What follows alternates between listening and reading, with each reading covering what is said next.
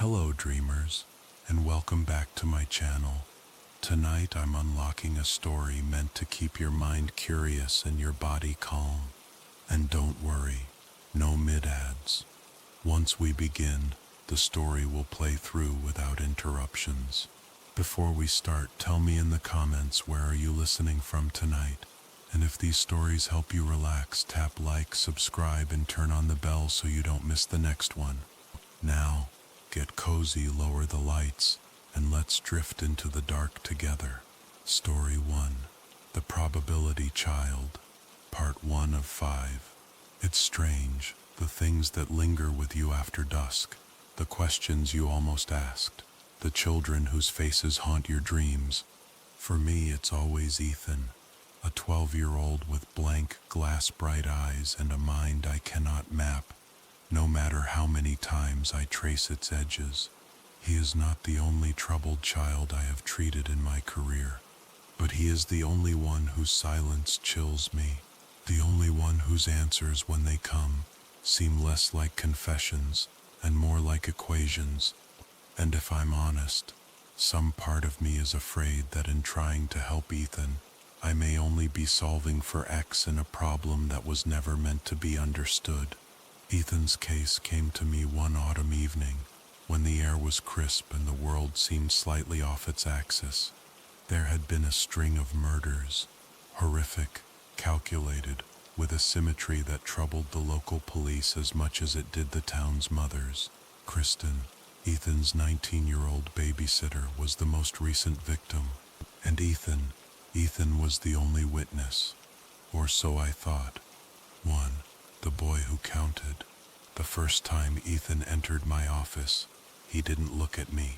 He wandered the room with a kind of methodical curiosity, as if inventorying my bookshelf, my rug, the colored pencils on my desk. He settled into the blue armchair, far from the window, as most anxious children do, and folded his hands. He looked bored, but not in the way of most children forced into therapy. It was as if he'd already worked out how the session would go, down to my opening questions. "Hi, Ethan," I said, gentle and low. "Do you know why you're here?" He shrugged, tracing a finger along the chair's seam. "My mom said you're supposed to check if I'm broken." It was a clinical answer, stripped of emotion.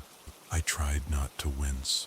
"You're not broken, Ethan, but it's good to have someone to talk to. It can help."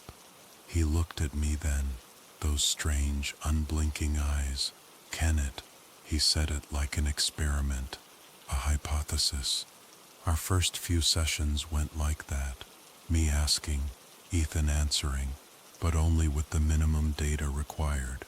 I learned more from his silences than his words. The records he was, by every report, the brightest student the school had ever seen. By second grade, he was multiplying 3-digit numbers in his head, while the other children fumbled with crayons and subtraction tables. His fascination, according to his teacher, was with probability, not just arithmetic, but the math of risk, of chance. I skimmed through his school files. Socially awkward, poor peer relationships, no close friends, exceptional at games of chance, Monopoly, cards, dice, predicts outcomes, memorizes patterns. He'd refused to skip grades, and his parents hadn't pressed the issue. "We just want him to have a normal life," Mrs. Jones had written, in a neat but hurried hand. But Ethan didn't want a normal life, I think. He wanted answers. Or maybe just to see if the world fit the patterns he saw in his mind. The night of the murder, Kristen's death, was a shock. The killer, a local man recently escaped from jail, had a pattern. Young women, alone, midweek, always in houses with a certain layout. Ethan's house fit the requirements perfectly. But the part that unnerved everyone, the part that had Ethan in my office, was that he had been there, in the house, the whole time. He'd seen nothing, he claimed. He'd been counting tiles on the bathroom floor. I'd read the police interview transcripts. His answers had been chillingly factual, free of fear. Did you see who killed Kristen? No. I was busy. Busy with what, Ethan? Counting. Why were you counting? To see if the pattern matched the last bathroom we moved from. There were 116 tiles in that one. I thought maybe there would be more here. No fear, no sadness, just observation. 2. The session. Today was different. Today Ethan spoke. It was a dark time for the whole town. I began, steering us gently toward the subject. The police didn't see it coming. Nobody did. What were the chances? He looked up, eyes shining with something that could have been amusement or warning. I did. A shiver went through me, despite myself. You did. He nodded. I saw the man come to our house. He watched us every evening for a week. I knew he was going to do something bad. I saw the news. The chances were higher on Tuesday or Wednesday, because that's when Mom and Dad don't come home until late. The chances were 2 out of 7. I found my voice, slow and cautious. Ethan, why didn't you say something? You could have saved her life. He stared at me, and for a moment I saw the child beneath the math, a flash of confusion, of something nearly human. Kristen never liked when I talked about math, he said. She called it weird. Besides, I wanted to see if I was right. The room felt colder. I found I couldn't look away from him. A game of numbers. I tried to press on, careful not to show my unease. What happened, Ethan? What did you see that night? He tilted his head, considering. I heard the front door open. I was in the bathroom counting tiles. Kristen was in the living room, watching TV. The man was quiet, but he wasn't careful. He had muddy boots. I counted the footprints too. 14, from the door to the couch. He paused, as if reviewing the scene in his mind. He hit her 3 times with the hammer. I know because the sound was different after the 3rd hit. It was softer. He looked at me, almost apologetic. I didn't look. I didn't want to mess up the count. I swallowed. Did you feel scared? He thought about it, then shook his head. I felt curious. Notes in the margin. After the session, I sat at my desk for a long time, listening to the clock tick in the quiet office. My hands shook as I wrote up the notes. Ethan Jones, 12 years old, highly intelligent, flat affect, displays no signs of trauma or grief, fixation on mathematics, probability, pattern recognition, describes murder in detached analytical terms, possible psychopathy, autism spectrum, or something stranger. I stared at the word something stranger for a long time. That night, I dreamed of numbers, fractals, patterns, spinning dials, and of a boy's cold, measured eyes. 3. The pattern emerges. The next few sessions, Ethan was even quieter. I wondered if I'd pushed too hard, or if he'd simply lost interest in talking to me. But then one day, he came in early. He stood in the doorway, staring at the carpet. "Can I ask you a question?" he said. I smiled, gesturing to the chair. "Of course." He sat, hands folded in his lap. "Do you ever feel like things are not random? Like the world is running on rules and everyone else is just guessing?" His voice was very small. I nodded. "Sometimes, yes." "Why?" He looked relieved, almost grateful. "I think the bad man was following the rules too. He just knew the right numbers." I frowned, unsure where this was going. "I think there are more bad things coming," Ethan whispered. "I think I can see them if I look close enough." The Probability Child, Part 2 of 5, The Game of Patterns. 4. Games people play. Therapy with children at its best is a kind of game. We play with blocks and cards and crayons, not because the games matter, but because sometimes children can speak through play when they cannot speak in words. With Ethan, even the games became strange. I brought out a battered deck of cards, hoping to coax a smile or a spark of interest. "Let's play a little," I suggested. "Pick a card, any card." He nodded, not quite meeting my gaze. He fanned through the cards with swift, nimble fingers, then stopped, pulling a single card, the Queen of Spades. He studied it, then put it face down. "Did you know the Queen of Spades is called the Black Lady?" he murmured. "She's the most dangerous card in some games." I blinked, unsettled. "Is that your favorite?" He shook his head. "It's just the one that shows up the most if you count." I smiled, but it didn't quite reach my eyes. We played a few hands. He always won, every time. 5. Ethan's theory. After a dozen silent games, he looked up, his expression oddly hopeful. "Do you think people have patterns too? Like cards? If you could figure out how often the bad things happen, you could avoid them, right?" I hesitated. "Sometimes we see patterns that aren't there, Ethan. It's called apophenia. The brain tries to make sense of chaos." He shrugged. "Sometimes the brain is right." I wrote that down. 6. The house with the broken lock. It was a few days later when Mrs. Jones called me, her voice sharp and urgent. "Doctor, Ethan's not sleeping. He's obsessed with the windows, keeps checking the locks, counting the steps from room to room. He says there's another bad thing coming." I heard the weariness in her words, a mother stretched thin by a child she could not reach. "I'll talk to him," I promised. "Bring him in as soon as you can." That afternoon, Ethan arrived early, sitting in the waiting room with his hands pressed tight against his knees.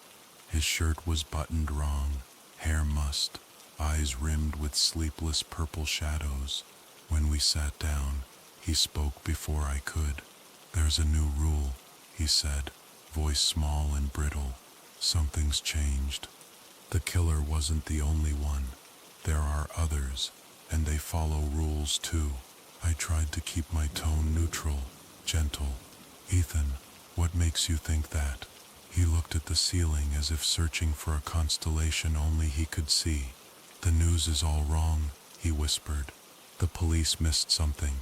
The old man in the brown hat, he was at my school yesterday. He was watching. He knew my name." A prickle ran down my arms.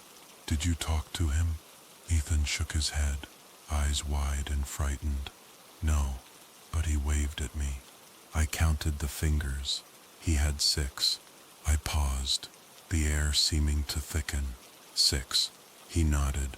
"I know that's not possible, but sometimes things don't follow the rules." 7.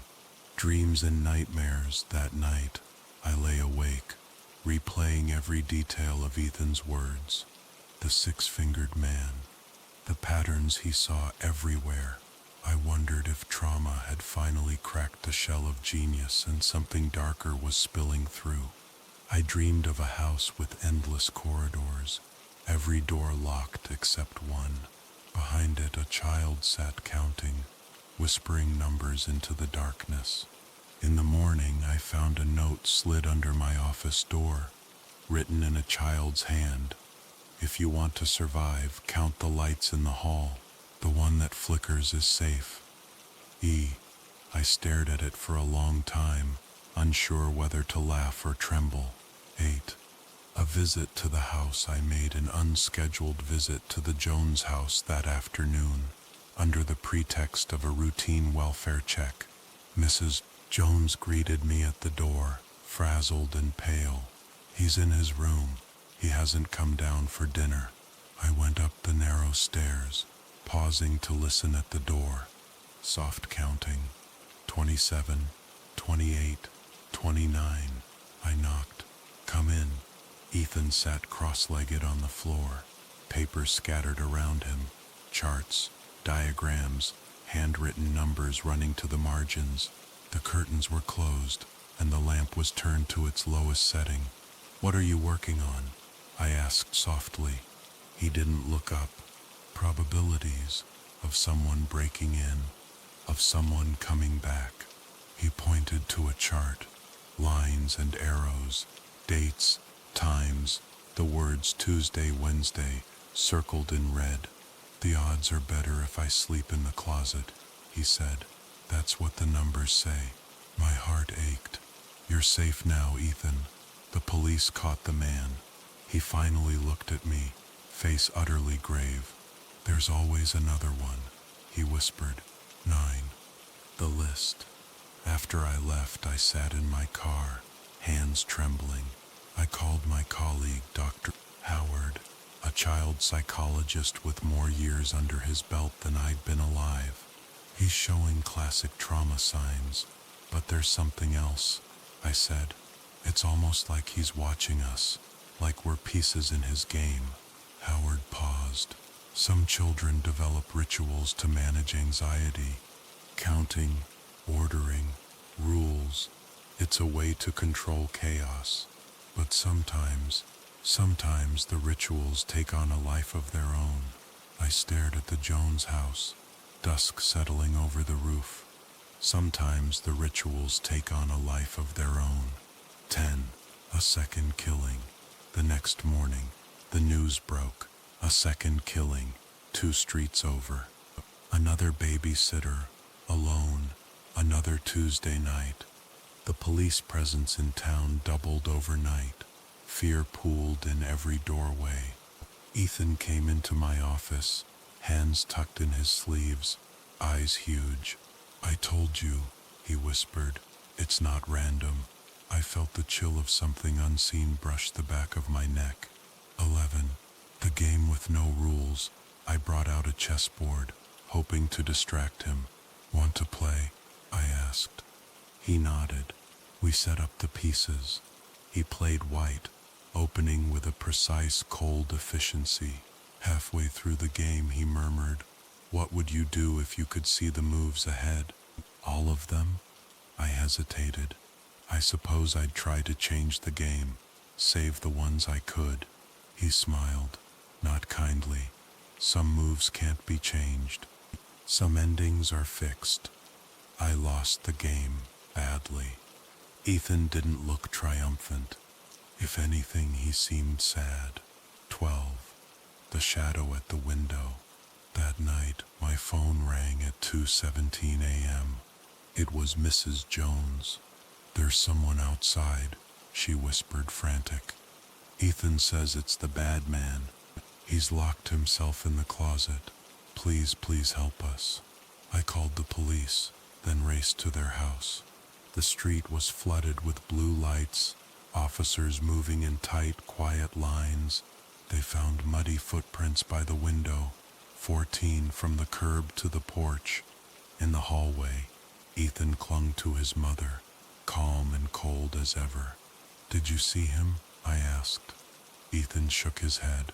"I heard him, counting, 14 steps." The police searched but found nothing. Another night, another pattern. 13. The rule of odds. After that, Ethan stopped coming to my office. Mrs. Jones said he wouldn't leave his room. He taped blackout curtains to the windows. He counted every lock, every bolt, every screw. I wondered if the ritual would protect him, or if it was only making things worse. I wrote reports. I called my supervisor. I begged the school for more support, but their budget was stretched thin. I couldn't shake the feeling that we were all just pieces waiting to be moved. That night, I found a second note under my office door. "Some people are meant to lose. Some numbers always come up." E14. The unraveling. As autumn faded into winter, the town seemed to hold its breath. We all waited for something, a break in the case, a sign that the nightmare would end. Instead, the darkness only grew heavier, as if it pressed against the windows at night, seeping into the corners of every room. People whispered in the aisles of the grocery store, behind their hands at church, outside the locked doors of the school. Children were no longer allowed to walk home alone. Every face became suspicious. Every car that slowed was an omen, and at the center of it all was Ethan, the boy who counted sessions in the dark. Ethan's parents agreed to remote sessions, and I tried my best to bridge the void through a cold, pixelated screen. On camera, Ethan's room was dim. The curtains were drawn, and behind him I could see numbers written in chalk on the closet door. He barely looked at me, instead focusing on the tiny movements of the cursor on my screen, as if even random pixels might hold meaning. "Ethan, how are you feeling today?" He shrugged, mouth pressed into a line. "Safe. For now. Do you want to talk about what happened last night?" He paused, searching for the words. I heard the counting again. 14 steps, then 7 knocks. It's always 14, then 7. "Do you know what that means?" I shook my head, wishing I did. He continued, 14 is twice 7. That's important. 14 means danger. 7 means a chance. My mom is a 7. My dad is a 7. I'm a 14. His logic was a maze. I followed as best I could. 16. The list grows. The police formed a task force. Parents took turns patrolling the streets. The mayor offered a reward, but no new evidence surfaced. I found myself haunted by numbers, license plates, clocks, even the creak of floorboards under my feet. Every sequence felt like a code, a riddle I might never solve.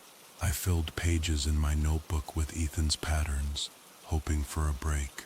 14, 7, Tuesdays and Wednesdays, muddy boots and broken locks. At night, I dreamed of corridors lined with doors, each marked with a number. Behind every door, a pair of eyes stared back, wide and waiting. The game gets strange. I tried games again, desperate to reach him. This time, I offered dominoes. Ethan picked up the tiles, turning them over and over, listening to the clatter. "Do you ever play with anyone else, Ethan?" He shook his head. "I don't like to lose," he whispered. We played. He won, every time. After the third round, he set the dominoes in a line, then flicked the first one. Each tile fell, clicking softly, until the last stood alone, untouched. "Sometimes, if you set things up just right, the last one doesn't fall," he said. He stared at me, a question in his eyes. "Does that mean the last one is lucky?" He didn't answer. Cadane, something lurking. I received another late-night call from Mrs. Jones. "He's not sleeping," she said, panic edged in her voice. "He says if he closes his eyes, the bad man will come back. He checks every lock 3 times, walks in 7s from the bed to the door."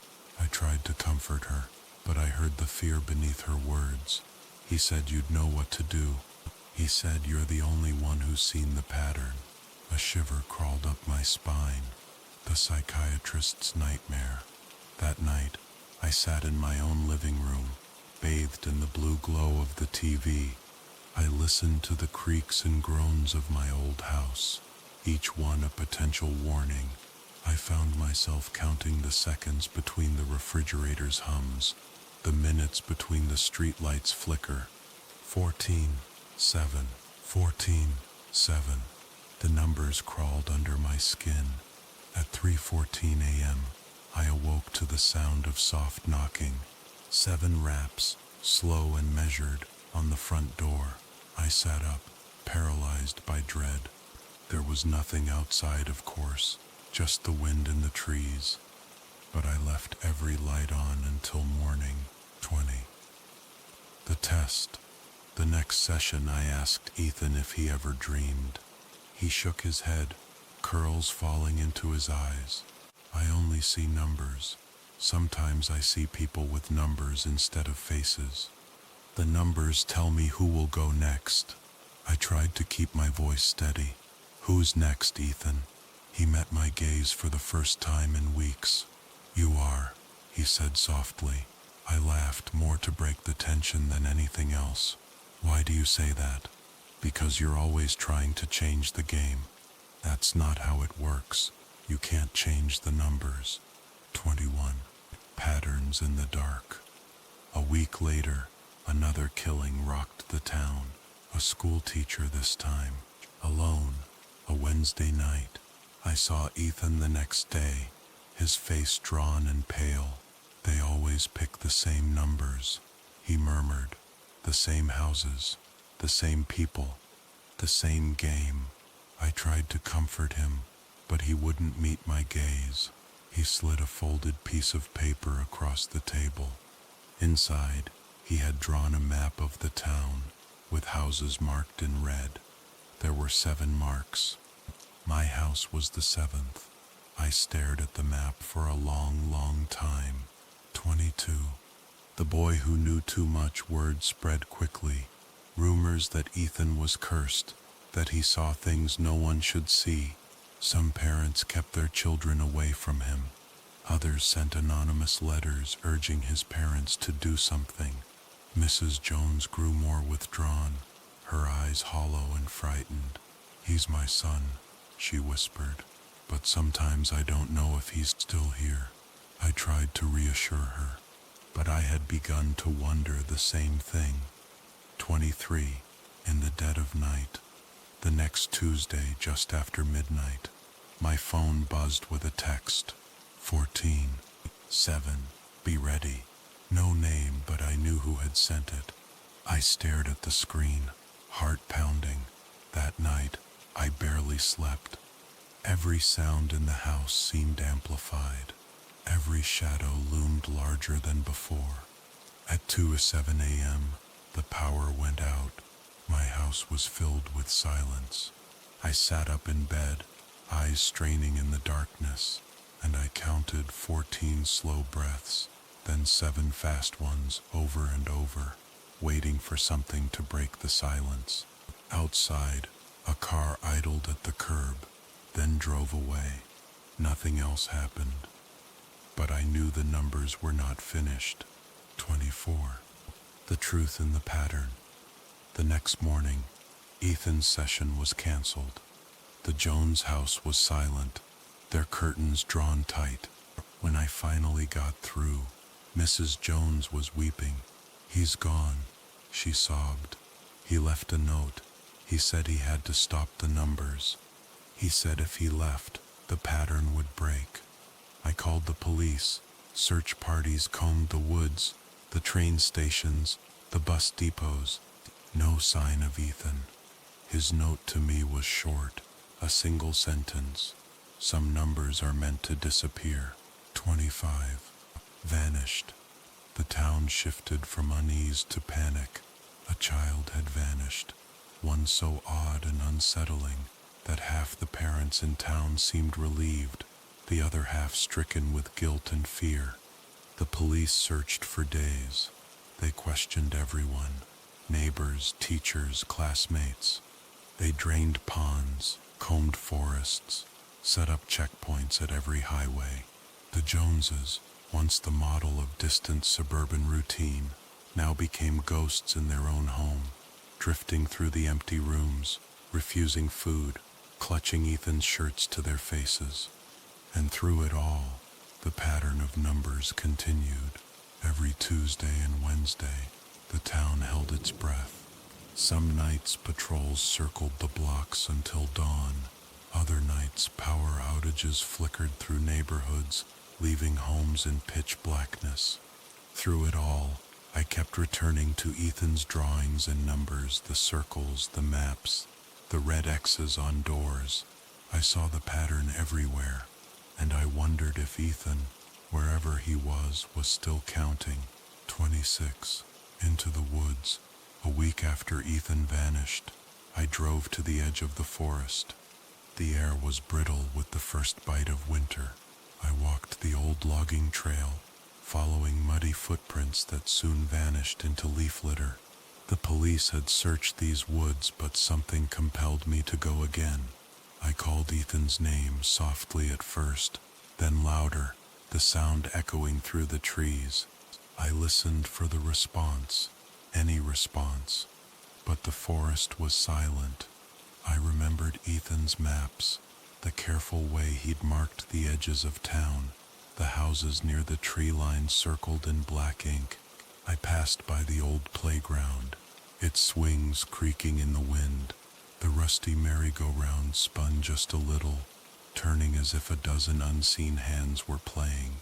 I tried to imagine Ethan out here, his small figure lost among the shadows. I wondered if he felt afraid, or if the numbers were enough to keep him safe. 27. Patterns in dreams. I slept little. When I did, my dreams were feverish and strange. I saw Ethan sitting in a clearing, drawing endless spirals in the dirt, numbers falling from his lips like raindrops. Sometimes in the dream, I followed him. Other times I watched as something shadowy and tall loomed behind him, patient and silent, waiting for him to finish his counting. I woke with a start each time, my skin clammy, heart hammering, the taste of fear on my tongue. I told myself it was just worry, a psychologist's mind turning anxiety into nightmares. But when I rose and looked outside, I always saw the same thing, 14 muddy prints on my porch, and a single perfect 7 written in dust on my window. 28. A community on edge. The news ran stories about Ethan's disappearance. Some painted him as a misunderstood genius. Others hinted at darkness, at secrets in the Jones household. Rumors twisted through town about cults, secret societies, numerology, even demonic possession. The school sent counselors to every class, urging children not to talk about the boy who counted.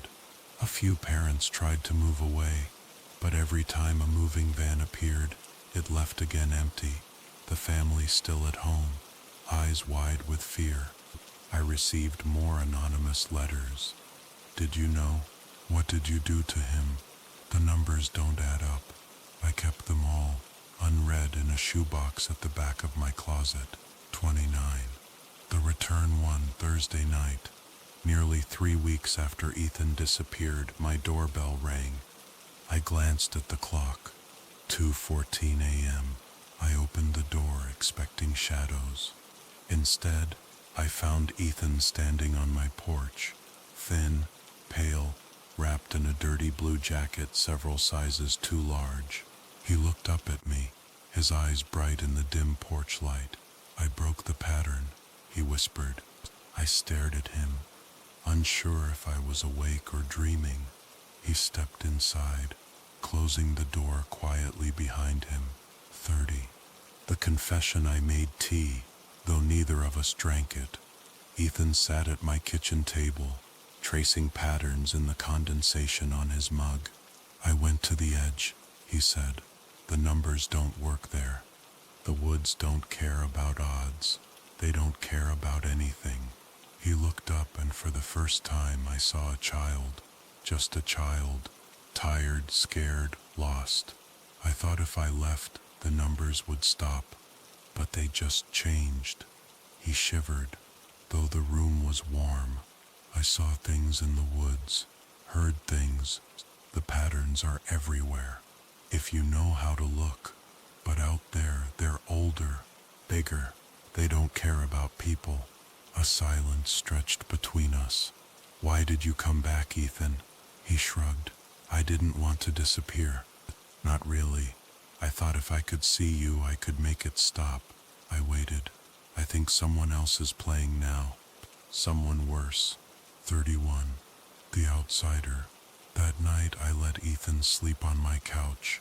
I stayed awake, sitting at the window, watching for any movement in the street. At 3:07 a.m. I saw a figure, a tall man in a brown hat, walking slowly past my house. He didn't look at me, but I felt his gaze all the same. He passed under the street light, and for an instant, The shadows stretched and seemed to multiply, like the figures in one of Ethan's diagrams. I wanted to call the police, but I knew they'd find nothing. They never did. 32. The rule of 3 in the morning, Ethan was gone. He left a note on the kitchen table. The pattern is 3 now. 3 nights, 3 houses, 3 gone. Don't be the third. The handwriting was shaky, hurried. There was a smear of mud on the corner. I sat at the table reading and rereading his words, the fear settling in my bones. I checked the news. Another killing. Another Tuesday night. 3 gone in 3 weeks. I realized with a cold certainty that Ethan was trying to warn me, trying to warn us all. 33. The final count that night. I didn't sleep. I watched the numbers on the clock, counting each second, each minute, each hour. At 2:14 a.m. I heard the knocking. 3 sharp raps on the door. I held my breath. Heart thundering. Another 3, softer this time. I stayed still, barely daring to breathe. Outside, the wind rose, rattling the windows, carrying with it the faintest whisper of a voice. Some numbers always come up. I watched until sunrise, waiting for the dawn, waiting for the numbers to end. 34. A town without sleep. Winter deepened. People stopped gathering in parks, stopped greeting neighbors, stopped letting their children play after dusk. A hush blanketed the town.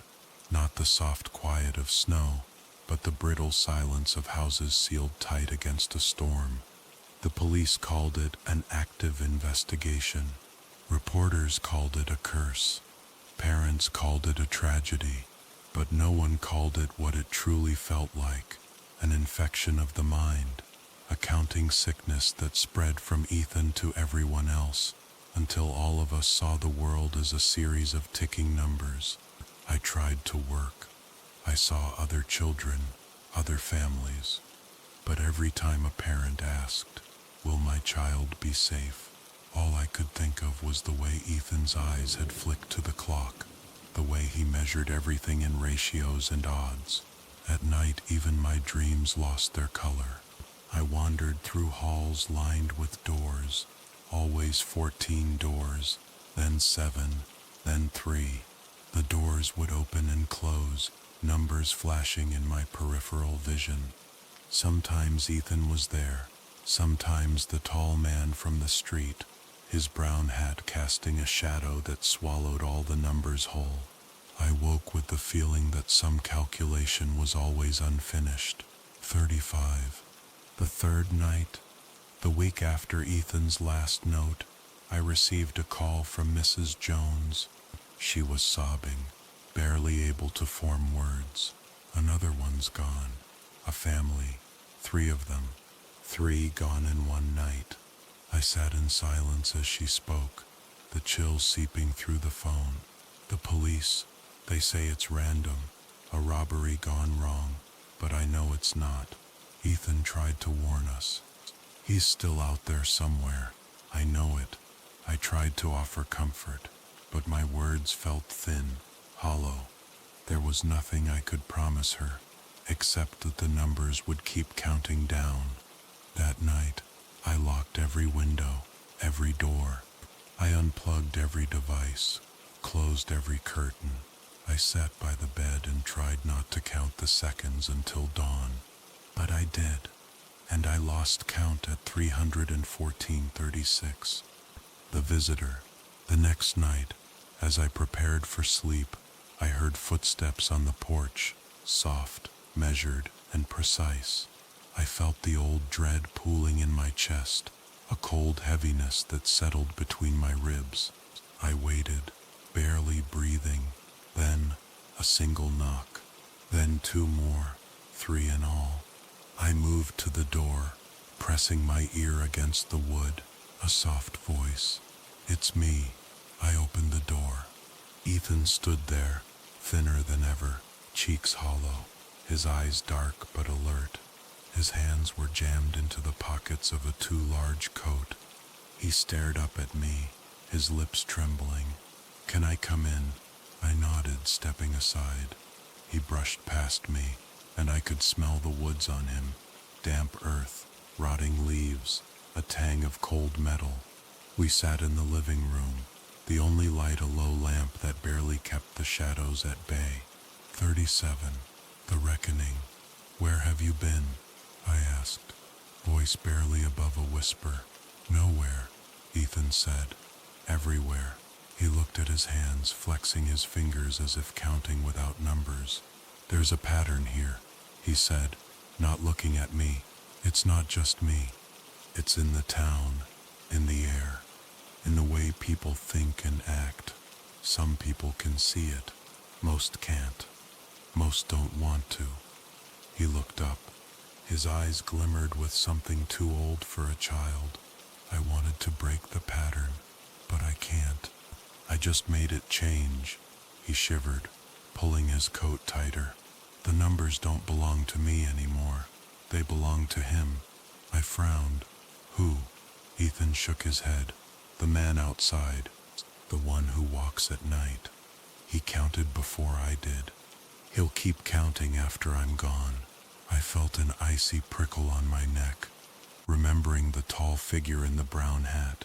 "Why do you say that?" I asked. Ethan hugged his knees, suddenly looking every bit the lost child he was. "Because he told me, in the woods, he said there's always someone who knows the numbers, someone who has to see the pattern. If I leave, someone else will see. It might be you." A silence stretched between us, thick as fog. 38. The rules of the game. I tried to draw him out, to reassure him, but the words died on my tongue. There was nothing I could say that would reach him now. Ethan stood, drifting toward the window. He pressed his fingers against the glass, peering out into the dark street. "Do you ever wonder why nobody ever wins the lottery?" he asked suddenly. I shook my head, unsure. "Because the pattern doesn't allow it. The game is fixed. But every so often someone gets too close. Someone figures out the numbers."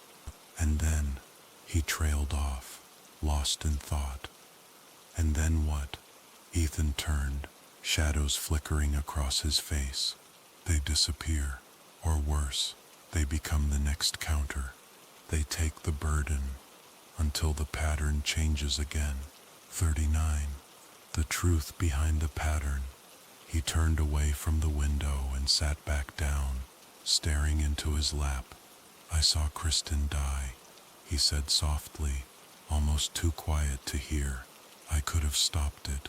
I knew when it would happen. But I needed to know if I was right. I needed to see the numbers play out." He shuddered, hugging himself.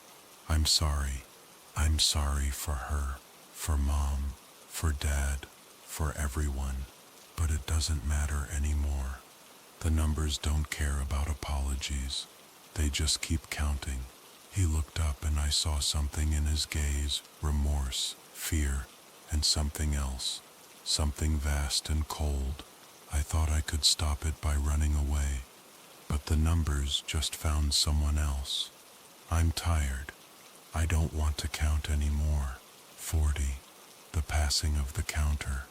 I tried to comfort him, but as dawn crept across the horizon, Ethan stood, shoulders slumped. "I need to go," he said, voice thin as mist. "If I stay, the pattern will stay with me. If I go, maybe it'll follow." He gave me a long look, his eyes pleading for something I couldn't give. "Don't look for me," he said. "Don't try to fix it. Some things can't be fixed." He walked to the door, pausing on the threshold. "If you start to see the numbers, close your eyes. Don't count. That's the only way to be free." And then he was gone, swallowed by the morning fog. 41. Aftermath. Weeks passed. There were no more killings. The police called it a cessation. The papers called it a miracle.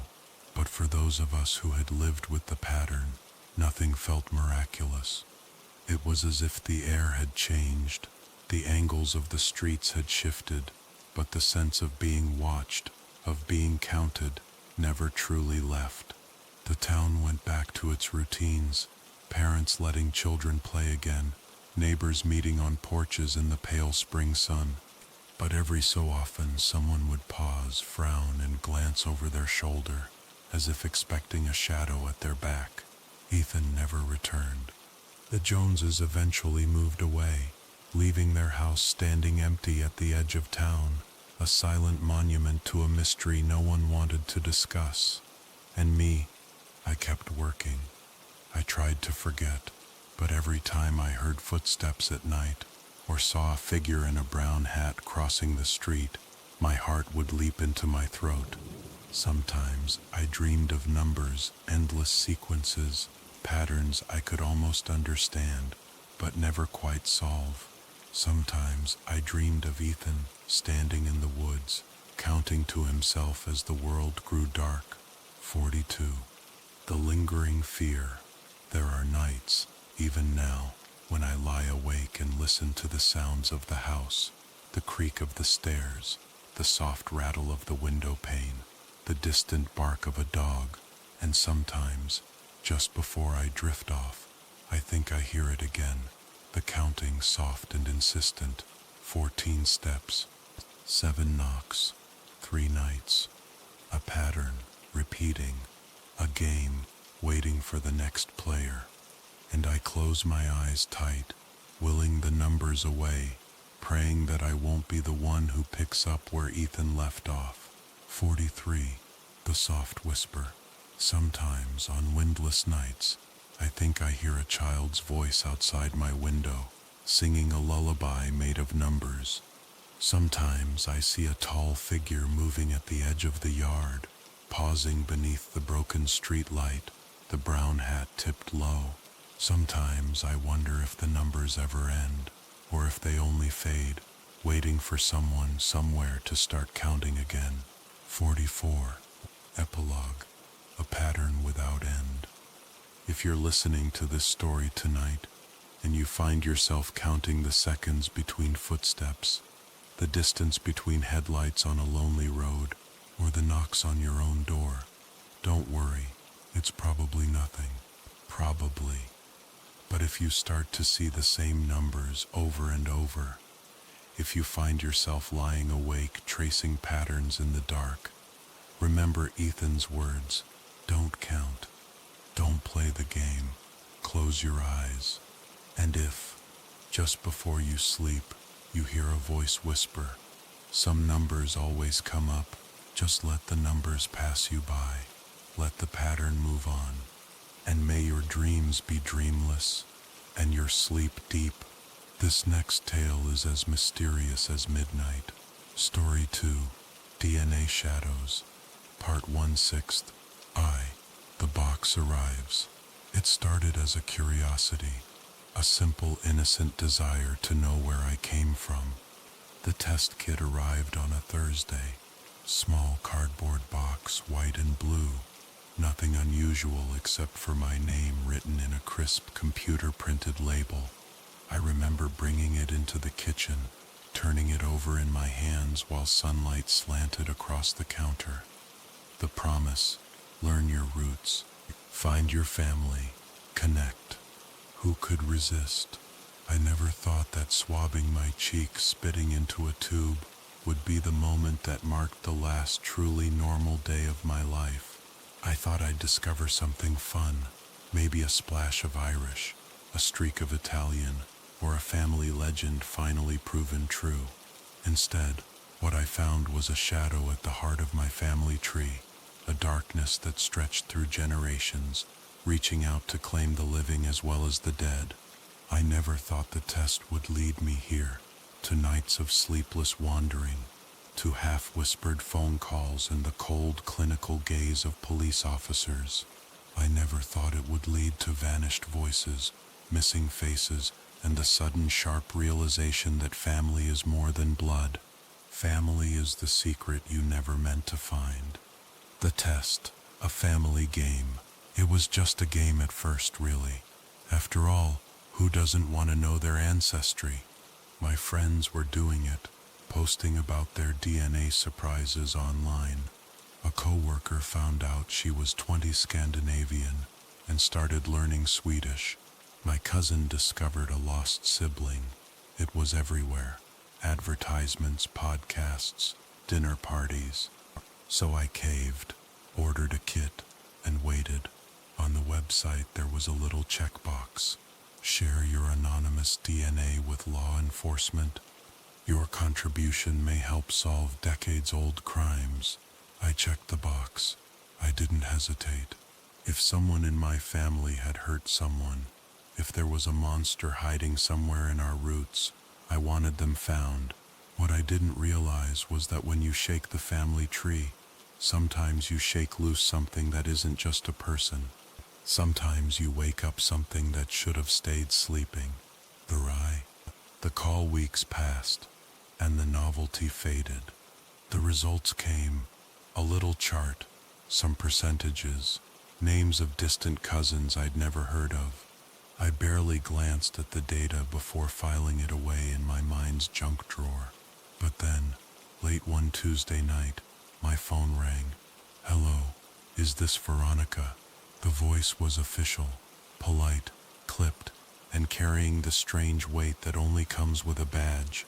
"This is Detective Chambers, with the city police. I'd like to talk to you about a recent DNA submission you made." The floor seemed to slip away beneath me. They explained that my DNA was a partial match to an unidentified woman, a Jane Doe found dead, her remains hidden for years. It was a homicide, they believed, though the body was too far gone for certainty. My hands shook. I spilled coffee across the kitchen table, barely hearing the detective as he explained that my DNA might be the key to solving her case. It should have been exciting. My family, part of a true crime story. Instead, a cold, crawling dread crept beneath my ribs. Who was she? Why did she look like us? The family tree. I called my mother first. She's the genealogist, the one with boxes of birth certificates and photo albums stacked in the attic.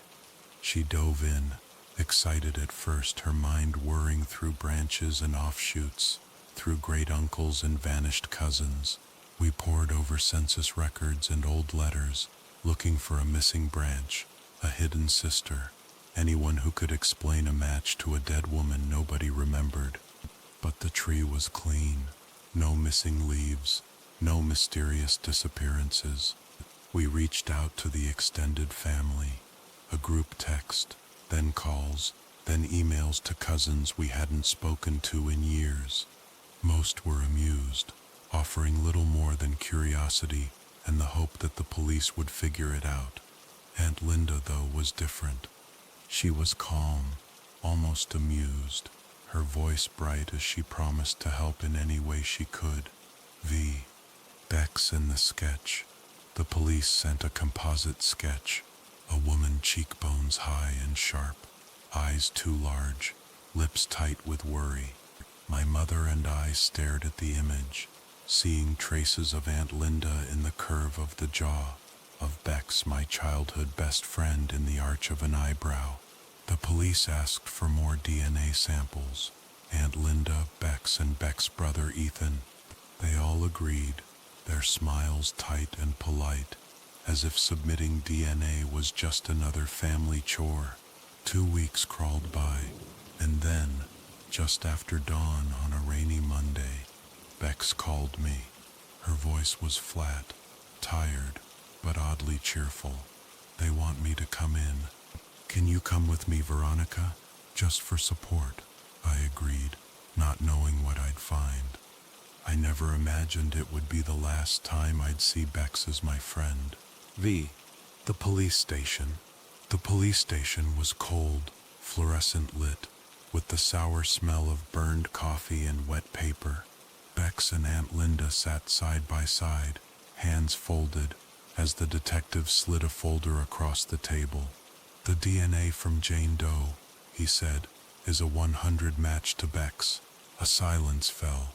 For a moment the world felt suspended, every sound muffled. every breath thick and hard to swallow. "That's not possible," I said. "Is it?" "1 in 5.4 billion, the detective replied. "There's no way it isn't her." I stared at Bex, waiting for her to laugh or cry or scream. Instead, she smiled, a slow, lazy smile, as if the news was the punchline to a private joke. Aunt Linda laughed too. "Isn't that just the weirdest thing?" she said, her eyes glinting with something that looked almost like pride. "They left together, arm in arm, while I stood there, empty and shivering." Vidi, uneasy laughter on the drive home. Bex laughed again, a dry, brittle sound that didn't fit her face. She turned to me, eyes shining with something I couldn't name. "Come on, Veronica. They probably just mixed up the tests. Or maybe I have a doppelganger. Or maybe," she said with a little wink, "maybe I'm a ghost and nobody told me." I forced a laugh, but my hands trembled on the steering wheel. My heart was pounding, loud, insistent, like a fist against a locked door. We drove through rain-slick streets, headlights flickering on wet asphalt. Every traffic light seemed to last forever, trapping us in pockets of silent tension. Finally, Bex turned and placed a hand on my arm. Her skin was cold. "Don't worry so much," she said, as if reading my mind. "I'm right here. See, I'm real." She pressed her hand to mine, her nails painted a faded shade of purple. "Maybe I just have good genes," she added, grinning as we pulled up to her house. Aunt Linda was waiting by the door. She waved, beckoning us inside. Inside, the house was warm, almost too warm, windows fogged with steam, the scent of stew drifting from the kitchen. Ethan slouched at the table, scrolling through his phone, headphones clamped over his ears. Aunt Linda poured tea for everyone, her movements calm, precise. "We're lucky, you know," she said, as she passed me a cup. "Some families never get to solve their mysteries." I didn't answer. I felt like I was floating above my own body, everything muffled and unreal. We sat together in the living room, watching the storm rattle the windows. Bex stretched out on the couch, her legs tucked beneath her, and fell asleep almost instantly. Aunt Linda watched her daughter, her face softening. "She's always been a good sleeper," she said, almost to herself. I left soon after, stepping out into the cold rain. The wind howled in the trees, and I felt for the first time that someone was watching me from behind the curtains. Vague disappearance. 3 days later, everything changed. My mother called early, her voice sharp, urgent. "Veronica, I can't reach Linda, or Bex, or Ethan." I went by their house this morning and the front door was wide open. Nobody's home. Their cars are here. Their phones are off. I dropped everything and rushed over. The house was exactly as she'd described. Silent, abandoned, every light still on, beds unmade, dinner plates stacked in the sink. The faintest trace of perfume lingered in the hallway, like a memory that refused to fade. I wandered through the rooms, calling their names. Each echo seemed to disappear into the walls. No answer, no sign of struggle, no clue at all. The police came. They searched the house, asked questions, dusted for fingerprints. They found nothing, no evidence of violence, no sign of a hurried exit. It was as if Bex, Aunt Linda, and Ethan had simply vanished, swallowed by the walls, leaving only empty rooms and unanswered questions behind. Ike's ghosts in the DNA. The days that followed were a blur, a gray parade of interviews, phone calls, police reports. My mother grew pale, haggard, her eyes rimmed red from crying. The rest of the family pulled away, the novelty of the mystery soured by real fear. One afternoon, the police called us back to the station. Detective Chambers met us in a cramped office, papers stacked high on the desk. "We've run more tests," he said, rubbing his eyes. "Linda and Ethan's DNA matches 2 more bodies, another Jane Doe and a John Doe, all found within 50 miles of the first, all dead about 5 years ago." I stared at him. My mother squeezed my hand, her fingers trembling. "That can't be," I whispered. "It doesn't make sense." The detective shook his head, helpless. "We've never seen anything like this. 3 exact DNA matches, 3 bodies, and now 3 people gone." He looked at us, his eyes searching. "Tell me everything. Even the smallest detail might help." We told him what little we knew: the family vacation, the extra week away, the lack of any unusual behavior. Nothing useful. He thanked us, and we left, stepping out into the winter sunlight, cold and raw and sharp. Descent. At home, I lay awake at night, staring at the ceiling as the shadows grew longer. My thoughts spun in endless circles. What could explain it? Was it a lab mistake? Some secret adoption? A science fiction scenario? A clone? A doppelganger? A glitch in reality? I researched late into the night, hunched over my laptop, chasing theories through message boards and articles. I read about chimerism, about vanished twins, about DNA contamination, but none of it fit. None of it explained why Beck's DNA matched a dead woman, why Linda and Ethan matched bodies found miles apart, why my family had vanished without a trace. Some nights I'd wake gasping, certain I'd heard someone whisper my name from the hallway. I'd check the locks twice, then 3 times, my heart racing. In my dreams I saw Beck's face, her eyes empty, her mouth open in a silent scream. I missed her. I missed all of them. Ziki, the letter a month after the disappearance. An envelope arrived in the mail. There was no return address, just my name, written in neat looping script. Inside, a single piece of paper. On it, a short message typed in a strange, old-fashioned font. "You found us. Now we're free. Don't look any further. Let sleeping roots lie." No signature, no explanation. I read the letter a dozen times, searching for meaning in the words. What did it mean? You found us. Who was free? Why warn me to stop searching? I called the police. They took the letter as evidence, but found no fingerprints, no traceable marks. They told me to be careful, to keep my doors locked.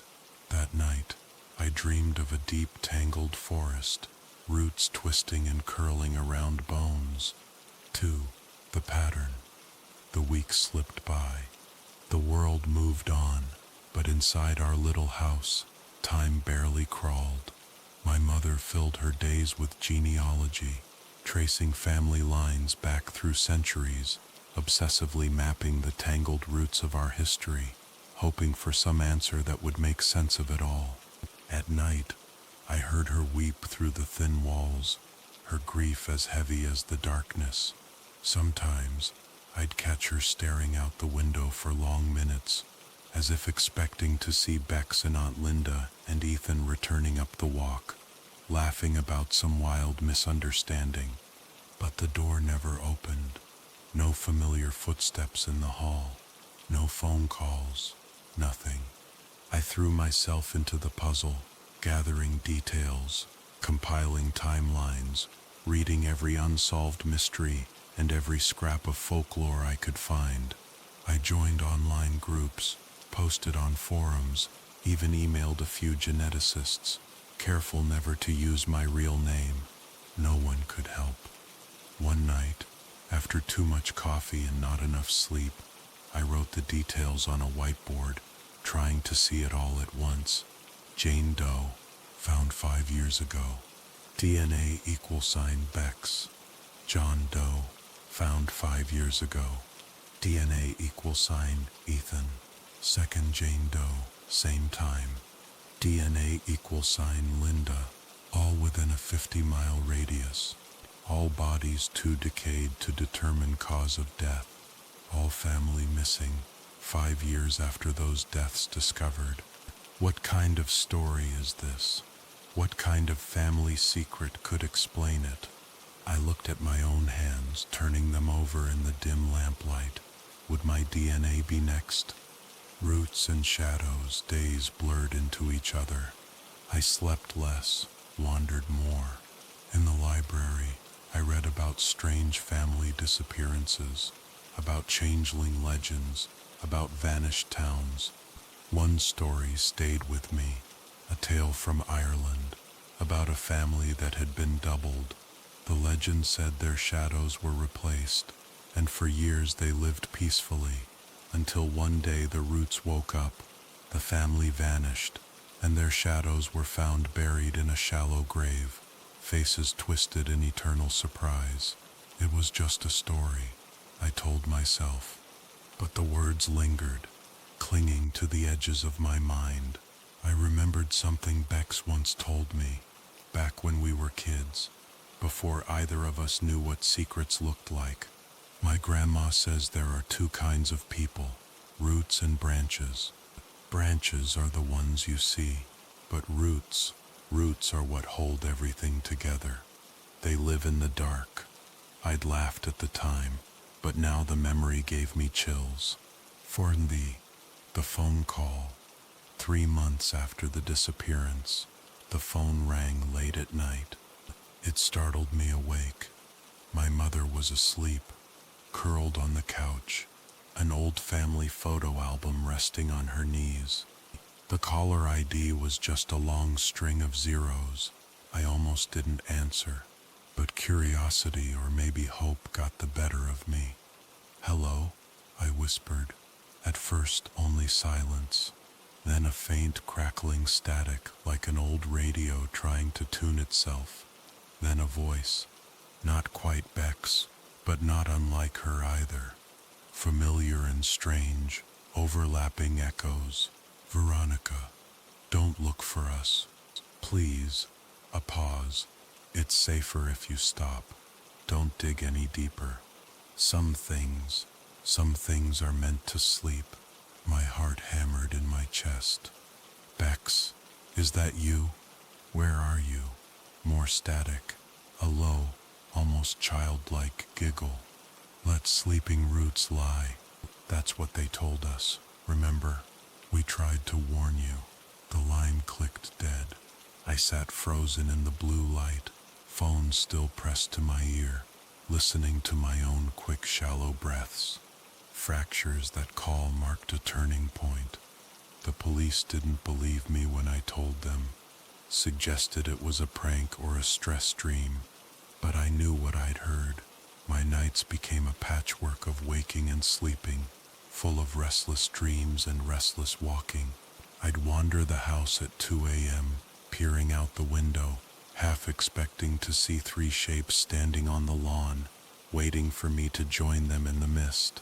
My mother grew even more distant, receding into her world of charts and names, barely speaking. One day I found her at her desk, staring at an old black and white photograph. She looked up, eyes hollow. "Veronica," she whispered, "do you ever feel like we're just echoes? Like something came before us, and we're just the after-image?" I tried to comfort her, but the words caught in my throat. Unwelcome answers. Spring arrived, but our house remained cold. Then, one rainy morning, a letter arrived, addressed to my mother this time, in the same looping handwriting as before. Inside, a photograph sepia-toned, creased at the corners. A family posed in front of a farmhouse, children and adults standing stiff and unsmiling. In the back row, 3 faces I recognized: Bex, Ethan, Aunt Linda, but the photo was dated 1913. Beneath, in tiny type, "The roots remember. Some debts are never paid in blood. Stop digging. I felt a cold dread crawl up my spine. My mother wept quietly at the kitchen table, clutching the photo. Maybe we should listen, she said. Maybe some doors aren't meant to be opened. 17. Family silence. After the second letter, my mother began to fade. She started talking less, wandering the house as if lost in her own halls. Her genealogy charts gathered dust. Her favorite teacups stayed in the cupboard. It was as if the world was gently closing in around her, wrapping her in the hush of old secrets and distant storms. She stopped answering calls from family, stopped going out. Sometimes I'd find her in the living room, staring into space, the sepia photograph crumpled in her hand. I tried to keep up appearances.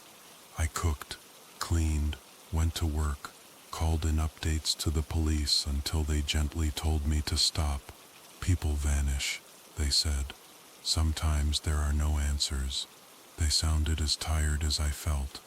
But at night I'd catch myself listening for footsteps on the porch, wondering if 3 lost shadows would come home. Ix vit. Digging deeper. Of course I couldn't let it go. Not really. I tracked down the origins of the photograph. I took it to the library, to a local historian, even emailed a university. The answer came back. The farmhouse in the photo had burned down in 1918.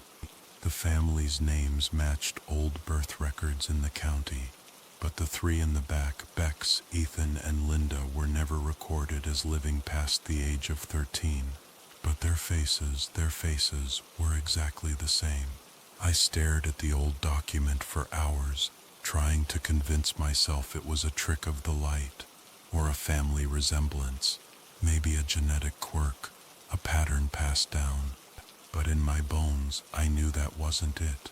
There was something wrong with my family tree, something that twisted back on itself, like a branch grafted onto its own root. That night, I dreamed of the old farmhouse. I wandered through silent rooms, hearing voices behind doors that would never open. When I looked out the window, 3 shadows moved across the field, their backs to me. 9's Emvid Ermia. I awoke to a tapping at the glass. For a moment, I thought I was still dreaming, but the sound persisted, a slow, steady rapping, as if someone was drawing their fingernails across the window pane. I slipped from my bed, heart pounding, and peeked through the curtains. On the lawn, just beyond the edge of the porch light, 3 figures stood perfectly still. Bex, Ethan, and Linda. They looked the same as always, except for their eyes, which were black, deep as a well, and utterly blank. Bex lifted her hand, waved. Ethan smiled, but the smile didn't reach his eyes. I wanted to run, to scream, to wake my mother, but I couldn't move. Aunt Linda leaned forward, her mouth opening in a silent plea, but instead of words, a cold wind rushed in through the cracks in the window, carrying the faint scent of earth and rain and something old like the breath of a crypt. I blinked, and they were gone. The next morning, there were 3 muddy footprints beneath my window, and the old photograph, now warped by dew, sat on my bedside table. A secret meeting. The following evening, as dusk settled over the town, I was drawn back to the old graveyard on the hill, the one my mother always avoided, the one that felt too close to our family home. I wandered through rows of ancient headstones, my fingers trailing over moss and stone, until I found 3 graves: Becky Ann, Ethan John, Linda Marie. Died, 1918. Someone had placed fresh flowers on each. A chill wind curled around my ankles. I knelt, traced the names, whispered their names into the stillness. Somewhere far off, thunder rolled. As I stood to leave, I heard a voice behind me, soft, almost kind. "You shouldn't be here." I turned. No one, but as I left, I felt the eyes of the dead follow me home. XX wine. Roots awaken. That night, I tried to sleep, but dreams gnawed at the edges of my mind. I dreamed of the old farmhouse again, but this time I was underground, crawling through tangled roots, the earth pressing in on every side. Hands reached for me, pale, cold, desperate. Let sleeping roots lie, the voices whispered over and over, until the words became meaningless, until the world dissolved into static. When I awoke, my sheets were tangled, and the photograph was gone from my bedside. Tsk. The silence deepens. The days grew heavier. My mother barely spoke at all now. Her eyes ringed with shadow, her movements slow and mechanical. Sometimes she would sit by the window for hours, staring into the woods beyond our backyard, her lips moving soundlessly. Once I heard her whisper, "I'm sorry, I didn't mean to wake you." I no longer felt safe in our house. Every room seemed watched. Every mirror held a hint of another face just behind mine. When I walked down the hallway at night, I caught glimpses of movement in the corner of my eye. Shapes just a little too tall, a little too still, waiting for me to turn and see. Sometimes I thought I heard Bex's voice calling from the basement, soft and coaxing, "Come downstairs. It's safe. We've missed you." I never answered. One last message. A week after my visit to the graveyard, another letter arrived. No return address, but in the same neat handwriting. This time, it was addressed to me. Inside was a single page, carefully folded. "Stop digging. Some things can only grow in the dark. Your roots remember you. Don't make them reach." No signature. I placed the letter on my dresser and tried to ignore it, but at night it seemed to whisper to me, a faint, dry rustle under my door. I dreamed of dark soil, of pale hands reaching up to grab my ankles, pulling me down, down, down, until I woke gasping in my bed, sweat slick and cold. Safin, quiet revelations. I tried to tell myself it was all coincidence, or grief, or a trick of the mind, but the sense of something ancient, something watching, never faded.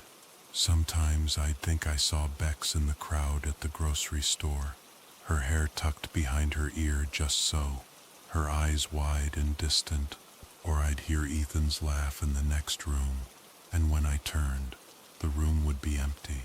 My mother began burning old family photographs, one by one.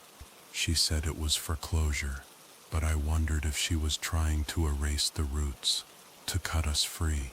I watched the flames, the pictures curling and blackening, faces dissolving into smoke. Sex of V. The final dream. One last time, I dreamed of the old farmhouse. This time the house was full of people, faces from the photograph, faces from my own memories, all gathered in a great circle around the dining table. At the head sat Aunt Linda, her eyes deep and endless, her smile calm.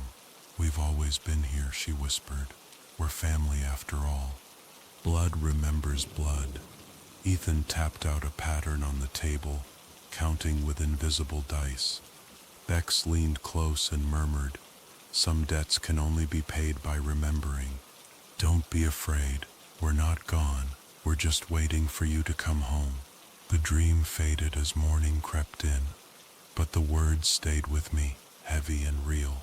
Acceptance. The world did not end. The sun rose as it always does. My mother packed away her genealogy charts and stopped whispering apologies to the dark. We lived, day by day, surrounded by old secrets and the hush of things left unsaid. Sometimes, when the wind was right, I thought I heard voices in the woods or caught the scent of earth after rain, ancient and familiar. I never took another DNA test. I never tried to dig any deeper. I learned to let sleeping roots lie, and in the soft, shadowed hours before dawn, I would sometimes whisper my family's names into the darkness, just in case they were listening. Epilogue, a whisper beneath the roots. Nights are long in my hometown now. Sometimes I wander the quiet streets, feeling the gentle hush of secrets pressing in from the fields, the woods, the gravestones half hidden in moss. There's peace in not knowing, in letting the old questions fade to a comfortable silence. If you listen carefully, you can hear the wind stirring the branches, as if turning the pages of a book that's never finished. Every so often I pause on the porch and watch the darkness gather in the trees. Sometimes I think I see 3 figures at the edge of the yard, just shapes, just shadows waiting with patient eyes. Not threatening, not lost, just waiting. I've learned to say goodnight to them, softly, as I close the window. I know they aren't gone. Not really. We're all part of the same roots, growing in the same dark soil, turning quietly beneath the surface.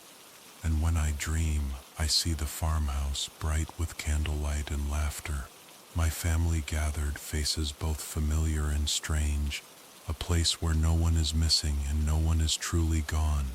When I wake, the world is quiet, and the only sound is the gentle rustle of leaves and the hush of old remembering roots.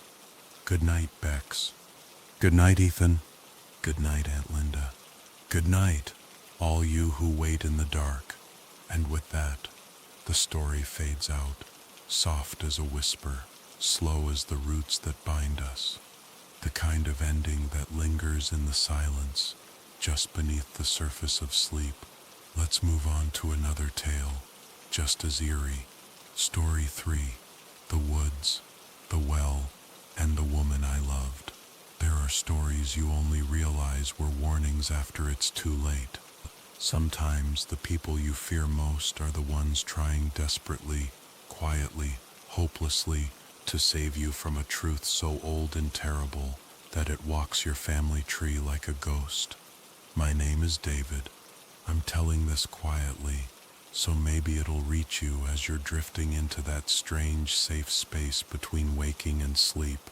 Or maybe, like me, you'll listen to it with the lights off and the curtains drawn, and the wind moving restlessly through the trees outside your window. I once believed evil wore a face you could spot. I once thought I understood what it meant to be part of a family, to love and to be loved back. But I didn't know that the worst things come quietly, dressed as loved ones, as homecomings, as fairy tales, as mercy. I didn't know until my father-in-law tried to kill me, and I didn't know he was only trying to save me. Part 1, The Woods, the Well, and the Woman I Loved. It's almost exactly 1 year ago that Cameron Joyce tried to murder me.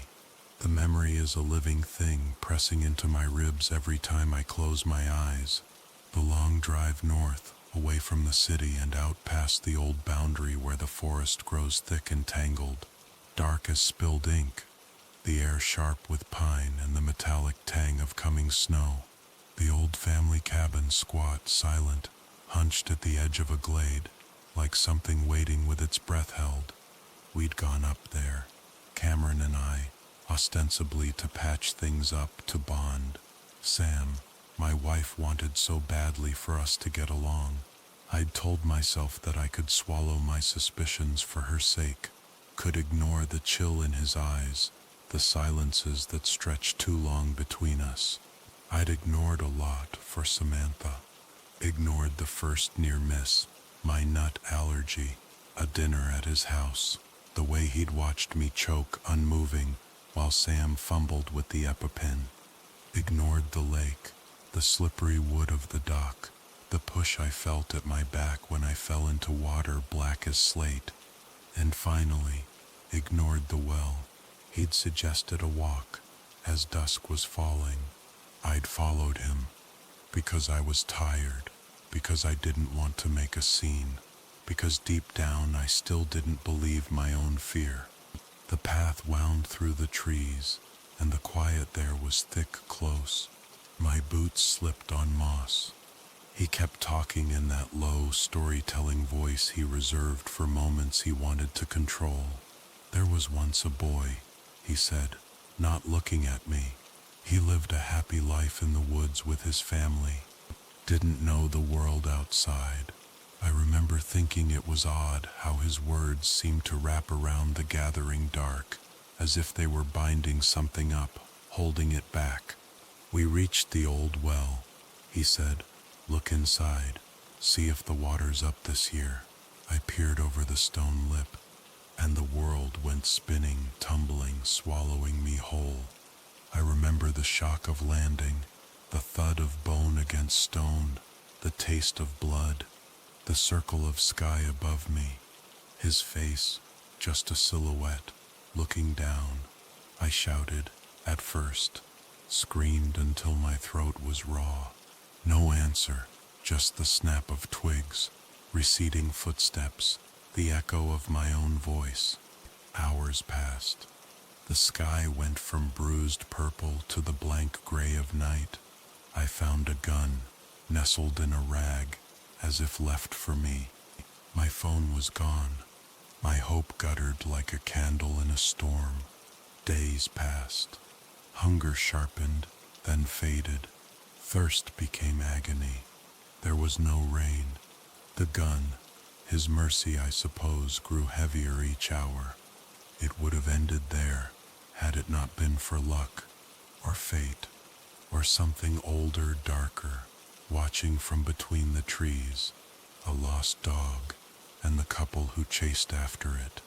Their voices, high and startled above the well, the shock of rescue, the pain of light and sound and hope returning. The hospital was all clean sheets and antiseptic, and Samantha's hand trembling in mine. I was alive, but nothing would ever be the same. Part 2. A family's smile, a father's secret. Sam asked me what happened. Her eyes, so green, so full of love and grief, searched my face for answers I couldn't give. I lied, at first. Said I'd slipped. Said I'd gotten lost. I wanted to protect her, even as my mind churned with suspicion, fear, and guilt. She adored her father. Cameron had always been her world, her only family. But the police found evidence. My phone wiped clean in his truck. A search history filled with instructions for murder, for staging accidents. Items in his bag: rope, duct tape, gloves, and the gun wiped of prints but old and belonging to him. The trial was short. The evidence overwhelming. Cameron Joyce went to prison, silent and unreadable to the end. Sam broke. After that, at first she wept for days. Then she simply faded. The light in her went out, bit by bit. She stopped going to work, stopped laughing, stopped brushing her hair. I'd find her standing at the window, staring out at the dark green line of the forest. Her skin grew pale, translucent. At night in the moonlight, she looked almost unearthly, like something caught between worlds. And then, one night, she was gone.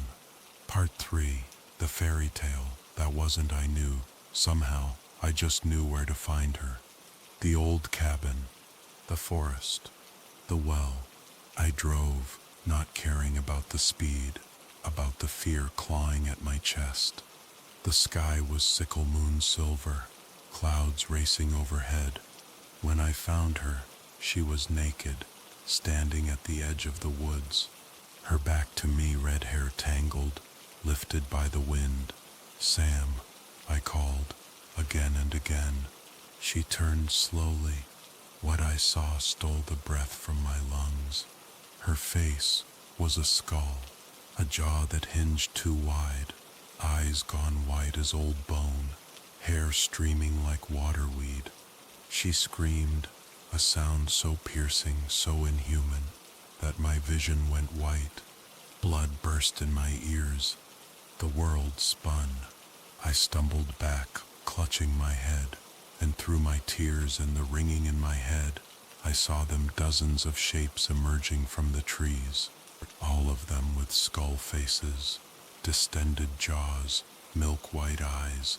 They moved toward me, not running, just moving, inexorable as nightfall. I ran. Part 4. The Truth Beneath the Trees. I woke in the hospital, one eardrum ruptured, the sound of the scream still echoing in my head. No one believed my story. They said I'd burst my eardrum listening to music too loud. The doctors patched me up, gave me painkillers, told me to rest. Sam was gone. The police filed a missing person report, but I knew they wouldn't find her. Then the phone rang. A collect call from prison. My father-in-law's voice, gravelly and grim. "It happened, didn't it?" he said. I didn't answer. Didn't have to. "She's gone back where she belongs," he said. "You're lucky." I nearly laughed. Bitter. Cracked. How am I lucky? She was my wife. Your daughter. A long pause. That thing was never my daughter. It knows how to mimic being human. Why do you think I told you that story? The memory returned, vivid. The boy, the woman in white, the legs gone, the cave. "My daughter died before she was ever born," Cameron said quietly. "That thing dropped at my doorstep after I escaped the woods. Killed my family. Needed me, like a parasite needs a host. When it ran out of prey, it found you. He told me to run, leave the state, leave the country, never look back." He hung up, but I didn't listen. Part 5. The nightmare returns. And so now I sit in the old cabin. The forest outside is silent, watching. I have the hunting rifle cradled in my arms, but I know it won't help. I know what's coming for me. The moon hangs low, thin and hungry. The world outside is a painting in shades of silver and black. And there at the edge of the trees, I see her, or what almost looks like her. Sam, my wife. Her shape shimmers, just on the line where the darkness meets the pale light.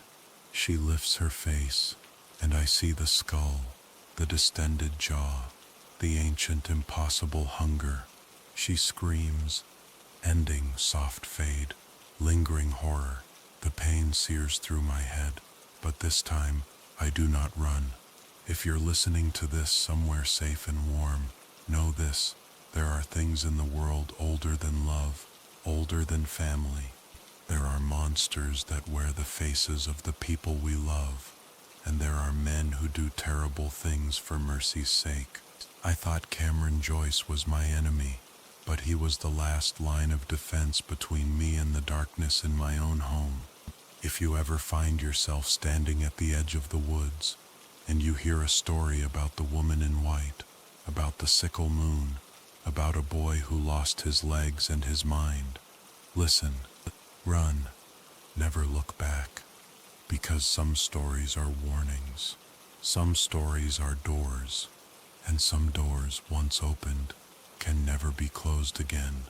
Good night. Now hear what happened in another sleepless hour.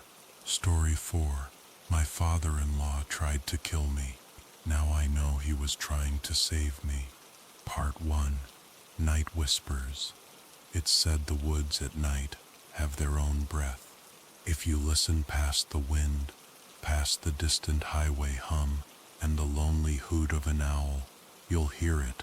A slow, steady inhaling, and a much slower exhale, as if the earth itself is dreaming.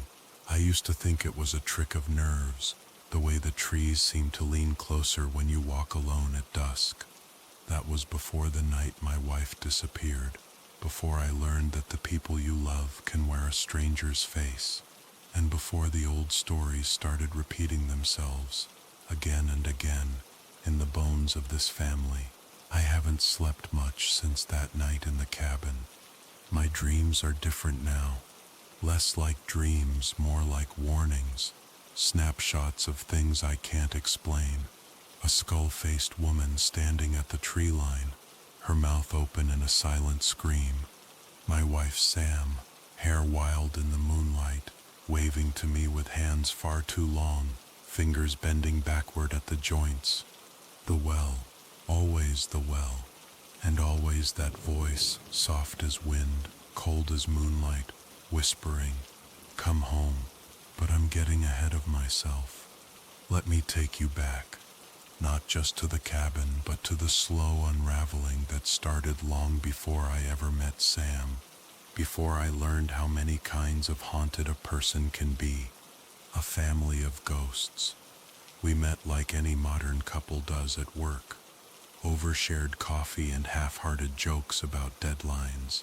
Sam was brightness itself, a red-headed storm in a gray office, the kind of woman who made you believe life could be larger than it seemed.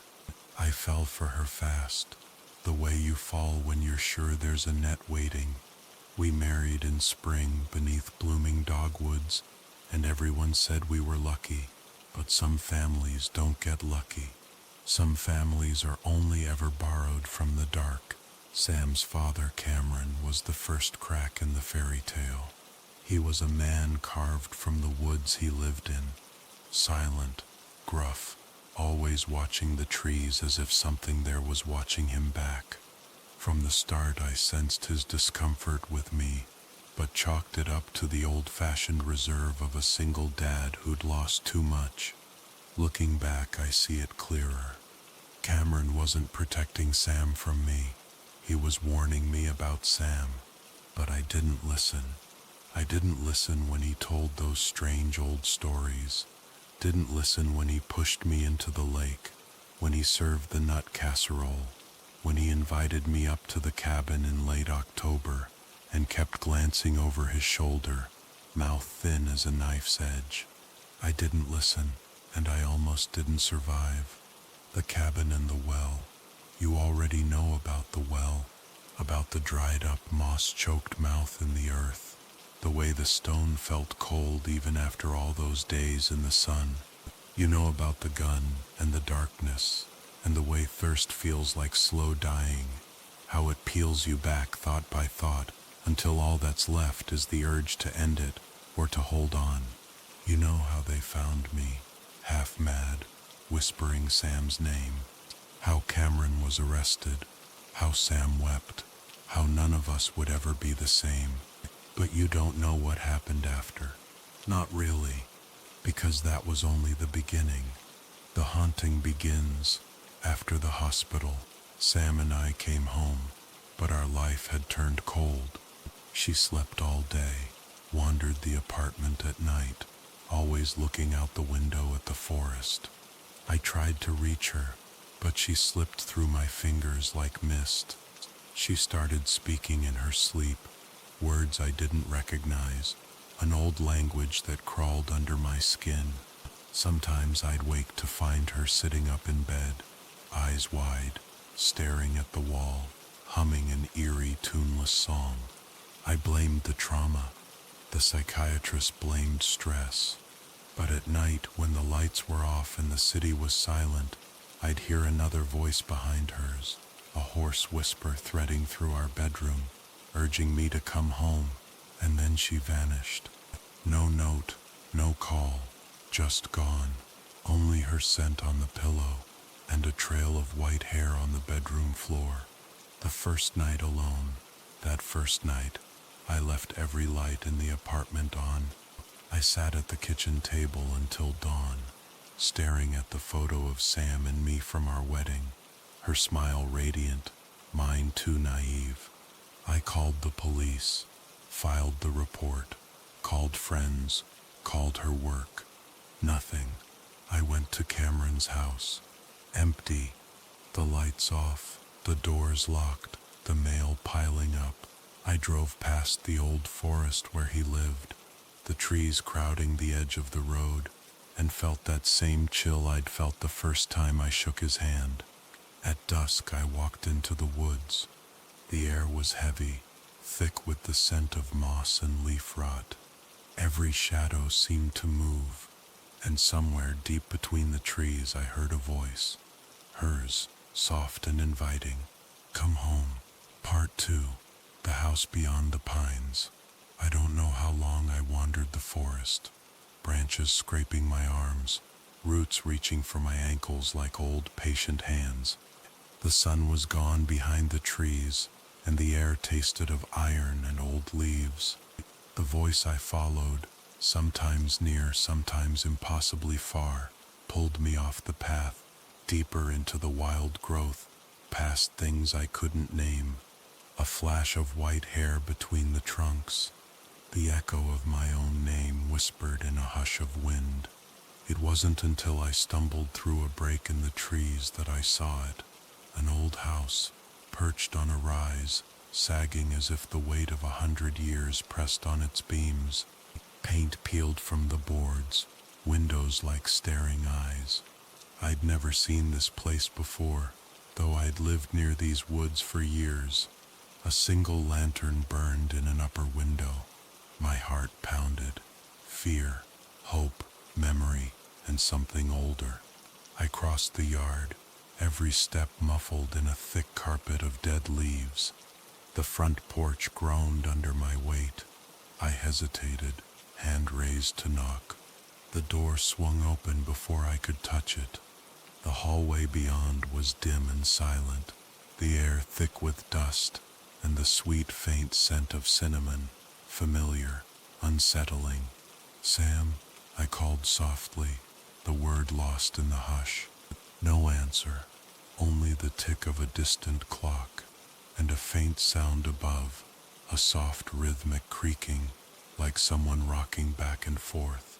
I should have turned away, I should have run, but I stepped inside, the door closing quietly behind me. Echoes and shadows. The house was full of shadows, old furniture draped in sheets, portraits on the walls, faces blurred by dust and age. I climbed the staircase, following that gentle creak, past doorways that seemed to breathe, past cold spots where the air pressed close around my skin. At the end of the upstairs hall, a door stood ajar, spilling yellow light across the faded runner. I pushed it open. Inside, in a rocking chair by the window, sat a woman with hair like pale silk, cascading down her back. She wore a white nightgown, her bare feet pale against the boards. She was humming, soft, broken, tuneless. Sam, my voice was a tremor. She turned slowly, and I saw her face. It was hers, but not. The same green eyes, but sunken, ringed in shadow. The same lips, but too wide, stretched as if a secret smile tugged at the corners. Her skin was waxy, almost luminous in the lamplight. She blinked, once, twice. "Why did you come?" she whispered. I tried to answer, but words failed me. I wanted to run, to reach for her, to wake up from whatever dream had stolen the world.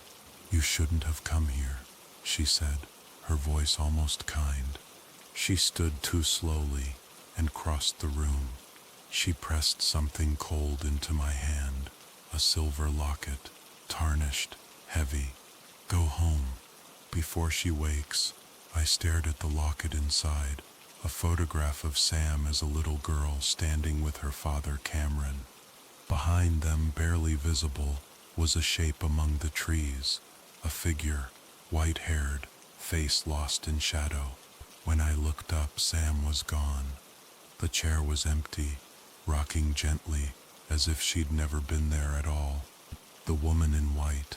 I ran from the house, stumbling down the porch steps, through the wild tangle of grass. But the woods had changed. The trees pressed closer, the path gone. The night was darker, the wind colder. I followed the distant glimmer of streetlights, the hum of the world I knew. but every step took me deeper into confusion, deeper into the labyrinth of this place that had always felt just a little wrong. At last, I broke free, spilling onto the gravel road, heart pounding. Behind me I thought I heard laughter, a high, broken giggle rising and falling like wind in the trees. The locket was still in my hand. When I reached my car, the windows were fogged, and the clock on the dash said midnight, though I'd left home before sunset. I sat behind the wheel, trying to catch my breath, trying to remember if Sam's eyes had always been so pale, if her voice had always sounded so far away. A message from the past. Back in the apartment, I cleaned the mud from my shoes and stared at the locket until dawn. Inside, beneath the photograph, I found a scrap of folded paper, brittle with age. In a careful looping script, someone had written, "If you see her face in the trees, do not follow. If she calls your name, do not answer. If she wears the face of someone you love, run." I read those words again and again, but all I could think of was the gentle way Sam had pressed the locket into my palm, the way she'd whispered, "Before she wakes." Who was she? Why did her voice sound like Sam's, but not? And why did the woods always seem to be waiting? Night 2. The screaming sleep came fitfully that night, if at all. When it did, I dreamed of the well of its mouth yawning wider, swallowing light and sound. Sam's voice echoing up from the darkness, singing in that old nameless tongue. I woke to the sound of screaming, not in the dream but outside, somewhere in the woods behind the building, a single long wordless cry like nothing I'd ever heard. The next morning, there were police cars at the edge of the forest. "A missing hiker," the neighbors whispered. "Second one this month." I watched them from the kitchen window, locket cold in my hand, and in the distant trees, something pale flickered between the trunks, a shimmer of white hair, a flash of bone-white skin. Waiting. Part 3. The folklore of lost faces. The days blurred into each other after that. The world outside the woods felt thin, as if the town itself were holding its breath, waiting for something to move in the shadows.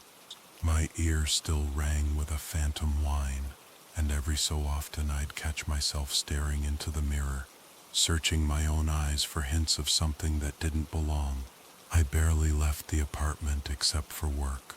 My co-workers noticed my distraction, but I waved it off, just not sleeping well, I'd say. Who was these days? The news was always full of missing people, strange lights, animals found mutilated at the forest's edge. The woods pressed closer to the town than they used to, or so it seemed. I found myself reaching for the locket again and again, like a child with a worry stone. I slept with it under my pillow, woke with the taste of iron on my tongue. That night, I heard the screaming again, but this time it wasn't outside. It was inside my dreams, inside the old house beyond the pines.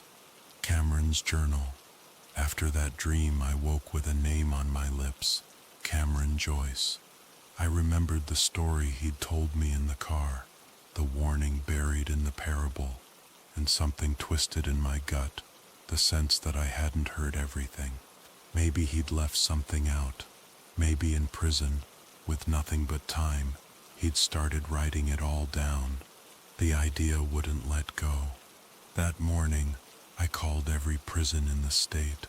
After a dozen confused operators and endless holds, I was finally told that Cameron had died just a week before, during a sudden outbreak of pneumonia. There was no funeral, no notice in the paper. I was left with the ache of unfinished questions and the memory of his gruff, haunted voice. But late that night, as I sifted through a box of Sam's old things, letters, receipts, photos, I found something tucked at the bottom, wrapped in a faded handkerchief, a battered leather notebook.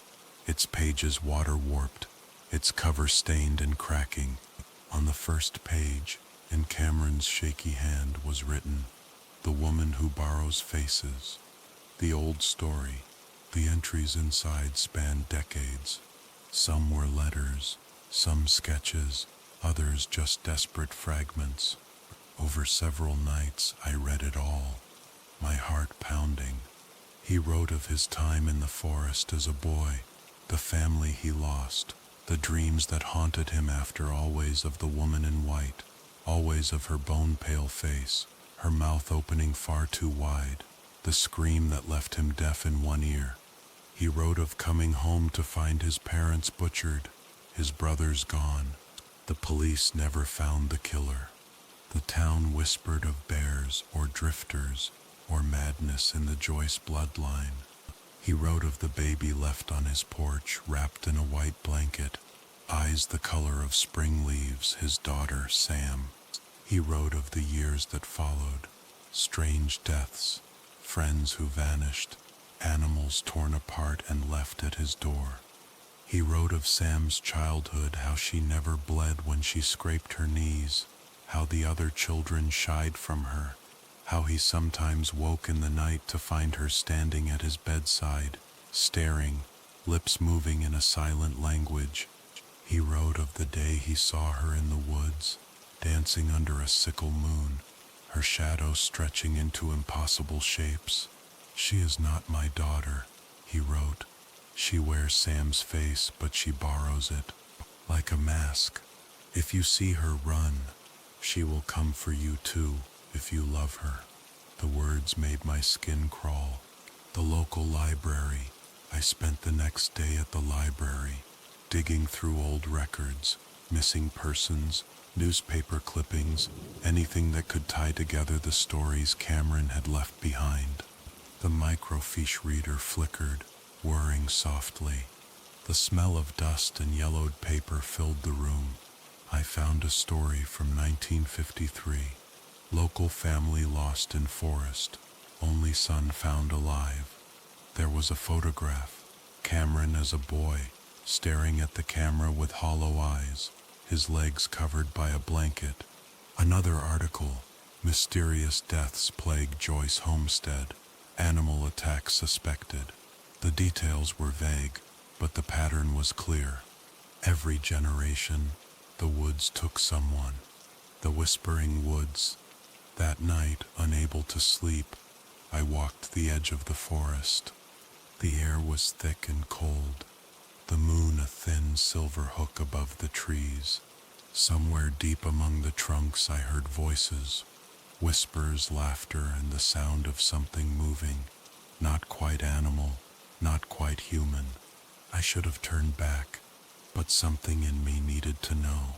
I stepped off the trail, into the hush of the woods, following the sound. The trees closed around me, shadows shifting, branches creaking in a wind I could not feel. And there, in a clearing, I saw her. Sam, or what wore her face, stood beneath the moon, her hair white as bone. She was not alone. Figures moved at the edge of the clearing. Others, faces blurred, bodies elongated, jaws distended in silent screams. They turned to look at me, eyes like empty mirrors. Sam smiled, too wide, too knowing.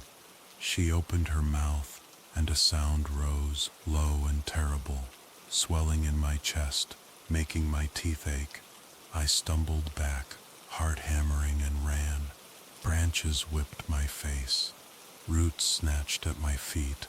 I burst from the trees, gasping, and did not stop running until the lights of town glimmered ahead, pale and distant. A new kind of terror. I locked every door, pulled every shade, but I knew it would not help. The thing that wore Sam's face was out there, waiting, hungry. The next day the woods were quiet, too quiet. The police had found nothing, no sign of the missing hiker. I kept Cameron's journal close, the locket always in my pocket. Sometimes, When I closed my eyes, I heard her voice whisper my name, soft as a lover, sharp as a knife. I tried to remember her laugh, the real Sam, the woman I loved. But the memory was fading, overwritten by that skull-faced smile.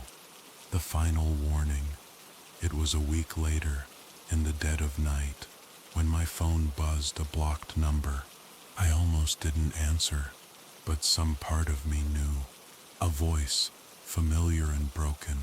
She's inside now. She knows you're reading this. You can't hide. You can only run. The line went dead. I sat in the darkness, heart pounding, the sound of her name echoing in my head. From the street below, I heard laughter, high and cold and not quite human. I went to the window and saw her standing beneath the street lamp, white hair drifting in the night breeze, her jaw distending, that silent scream building in the hush of the world. Listen, as another story unfolds. Story 5. The man's ad promised 5,000 if you could just sit and stare. Act 1. The offer. You are listening to Channel Name. Tonight, let me tell you about the strangest ad I ever answered, and the hour that seemed to last forever. I'd been broke before, genuinely, scraping pennies off the floor broke. But that semester, things were getting desperate. My fridge was a wasteland. I was rationing my toothpaste, skipping meals. My part-time job at the library barely covered my textbooks, and the bills stacked up with a silent, inexorable menace. Sleep was impossible. Hunger has its own rhythm that keeps you half awake, half dreaming, always calculating, always waiting for something to change. So when I saw that ad, it felt less like an opportunity and more like fate. Wanted someone to sit in a chair and stare at me for 1 hour. 5,000 cash. No talking, no moving, nothing else required. Not a sexual thing. No danger, no questions. 1 hour. 5,000. I remember the way my finger trembled as I called the number, heart pounding, feeling both hope and the gnawing dread of a scam. It was a landline, the ad said. When the phone picked up, the voice on the other end was dry, old but gentle, almost apologetic. He kept repeating, "This is not a sexual thing.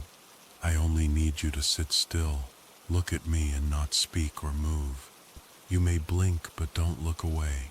I could hear his breathing, faint but deliberate, and in the background a clock ticking somewhere, one of those sounds that seeps into your bones. I said yes. Of course I did. That night, I told my friend Alex. He insisted on coming with me. Just in case, he said. He was that kind of friend, the kind who would drive you across the city for a Craigslist pickup, the kind who would laugh with you after midnight when your bank balance went negative. He didn't trust the man, or the ad, or the world in general. The house was in a suburb, surrounded by the ordinary minivans, mowed lawns, neighbors shuffling trash bins to the curb. But the house itself was different. The grass was wild, too high for this time of year. The driveway was cracked, weeds thick in every seam. There were no lights in the windows, no movement at all. Alex stayed in the car, engine running, seat tilted back. He tried to look relaxed, but I saw his fists clenched on his knees, white-knuckled. I promised him half the money if things got weird. I walked to the porch. The steps creaked under my weight. The door was unlocked. Inside, the house was empty, stripped, almost surgical in its plainness. No pictures, no rugs, just bare walls and dust motes caught in the dull afternoon light. The kitchen was empty, save for a single wooden chair. The man sat there waiting for me. He was old, 60, maybe 70, hair thin and white, skin pale and translucent as parchment. His eyes were blue, but faded, ringed with red. There was something familiar about his face, as if I'd seen him on a street, or maybe in a dream. On the table between us was a small black box with a glass lid inside. Neatly stacked was cash, real cash. A digital timer glowed softly, set to 1 hour. The man gestured to the empty chair opposite him. "Please," he said, and his voice was so soft I barely heard it. "Just sit. Look at me. Don't speak. Don't move. The timer will unlock the box when the hour is up. Then you may leave." I sat. My hands were cold. My heart thudded in my ears. The silence was heavy, thick, as if the house itself was holding its breath. I tried to focus on the man's face. His eyes met mine and held them, unblinking. It was awkward, at first, the way only silence between strangers can be. But after a minute or two, the awkwardness faded, replaced by a slow, creeping unease. His eyes were bottomless, blue, but dark around the edges. I saw the lines of his face, the way his jaw trembled slightly, the twitch of his fingers on the table's edge. I wondered if he was sick. I wondered if this was some twisted therapy, or maybe an experiment, or a test I was already failing. 10 minutes passed. I could feel the weight of time, the way each second stretched into eternity. I became aware of every movement, my own breathing, the slow flutter of my eyelids, the way my toes pressed against the floorboards. The man's face never changed. He watched me intensely, desperately, as if he was waiting for me to do something I hadn't realized. Then, just as my mind was starting to wander, I heard something, a whisper of voices far away, as if in another room or on the edge of sleep. At first I thought I was imagining it, that I was drifting, that the silence had tricked my brain into inventing company. But the voices grew louder, closer, as if a crowd was gathering behind me. I wanted to turn, to look, but the man's eyes pleaded with me. "Don't move." The voices were muffled, indistinct, but I knew they were speaking English. I could make out the shapes of words, the rhythm of laughter, but the meaning was gone, slipping away the moment I tried to understand. The man's face twisted. Tears welled in his eyes, slid down his cheeks in silence. I wanted to speak, to ask if he was okay, but the rules were clear. The voices were at the door now. I could feel their presence, a cold prickle on the back of my neck. I held the man's gaze. I held on as tightly as I could. The air felt thick, wrong, like a dream you can't wake from. I don't know how much time passed. It could have been an hour, or a minute, or a lifetime. The timer beeped. The man let out a gasp, a sob of relief, maybe joy. "Thank you," he whispered over and over, as if I'd saved him from something I could never understand. He told me to take the money. I took it. My hands shook. I left the house. The afternoon was still, the street quiet, my friend waiting. "You were only in there for 5 minutes," he said, staring at me like I'd lost my mind. I looked at the money, real, cold, heavy. Later, I would learn the house was empty, that the man was gone, that no one in the neighborhood had seen him in months. But that night, as I counted the money in my room, I could still feel the man's eyes on me. And sometimes, when the world is silent, I hear those voices murmuring just out of sight. End of Act 1. The man's ad promised 5,000 if you could just sit and stare. Act 2. The echoes linger. That night, after I left the house with my envelope of cash, it should have been over. I had the money. My friend Alex eventually accepted my silence, at least on the surface, and by the time I got back to my tiny apartment, I felt more tired than I had in weeks. I thought I'd sleep for hours, dreamlessly, the kind of rest that only comes after a brush with something you'll never explain. But sleep, as it often does, had its own ideas. The first night I lay in the dark, the city lights flickering outside my window, the stack of bills hidden under my pillow. I tried not to think about the house, the empty rooms, the timer, the man's eyes as tears tracked quietly down his face.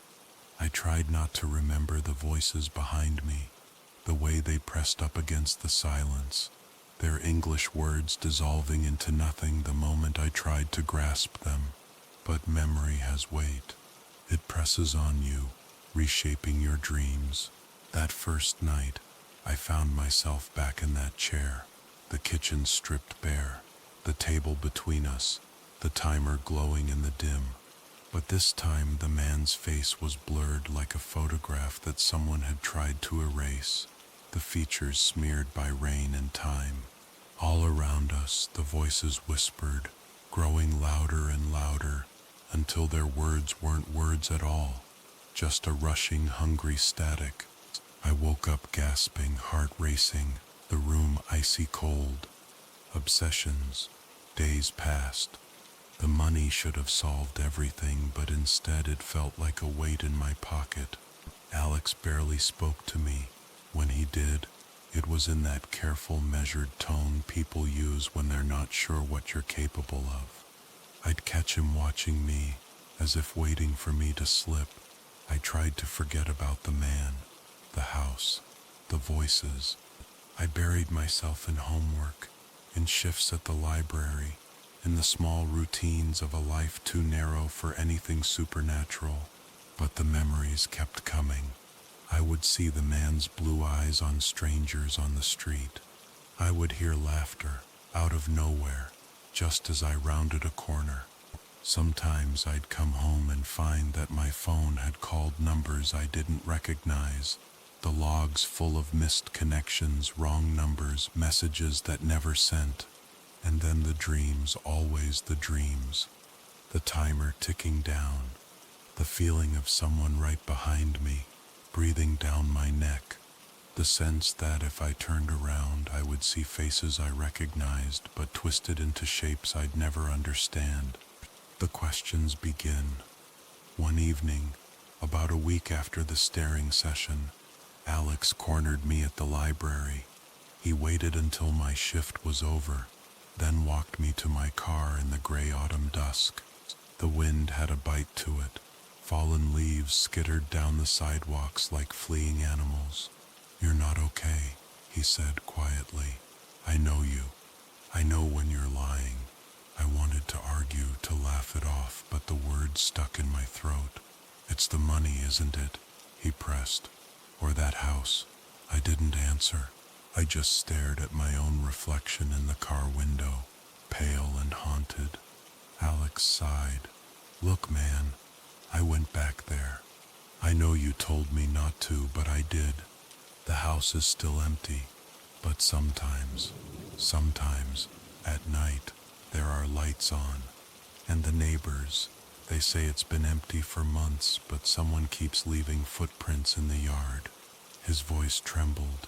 "I think you should come with me, just one more time. Maybe if you see it in daylight, if we figure out what's going on, maybe you'll sleep again." He was right, of course. The only way out was through. Returned to the house. The next morning, we drove back. The sky was low and gray, the world muffled by clouds. The house looked even more abandoned than before. The grass higher, the weeds thicker, the windows like blind eyes. I felt that old dread settling in my bones as I walked to the porch. Alex walked beside me, hands jammed in his pockets, his breath fogging the air. The door was unlocked, as before. We stepped inside. Dust motes spun in the weak sunlight. The floorboards creaked. There was nothing in the kitchen. No chairs, no table, no timer. Just emptiness, echoing. We walked through the rooms. Everyone was empty, stripped to the studs. There were no pictures, no signs that anyone had ever lived here. But in the back, in what must have been a bedroom, I found something strange. A pattern in the dust on the floor, as if someone had dragged a chair in a slow circle, over and over, for hours. Alex called me from the hall. "Come see this," he whispered.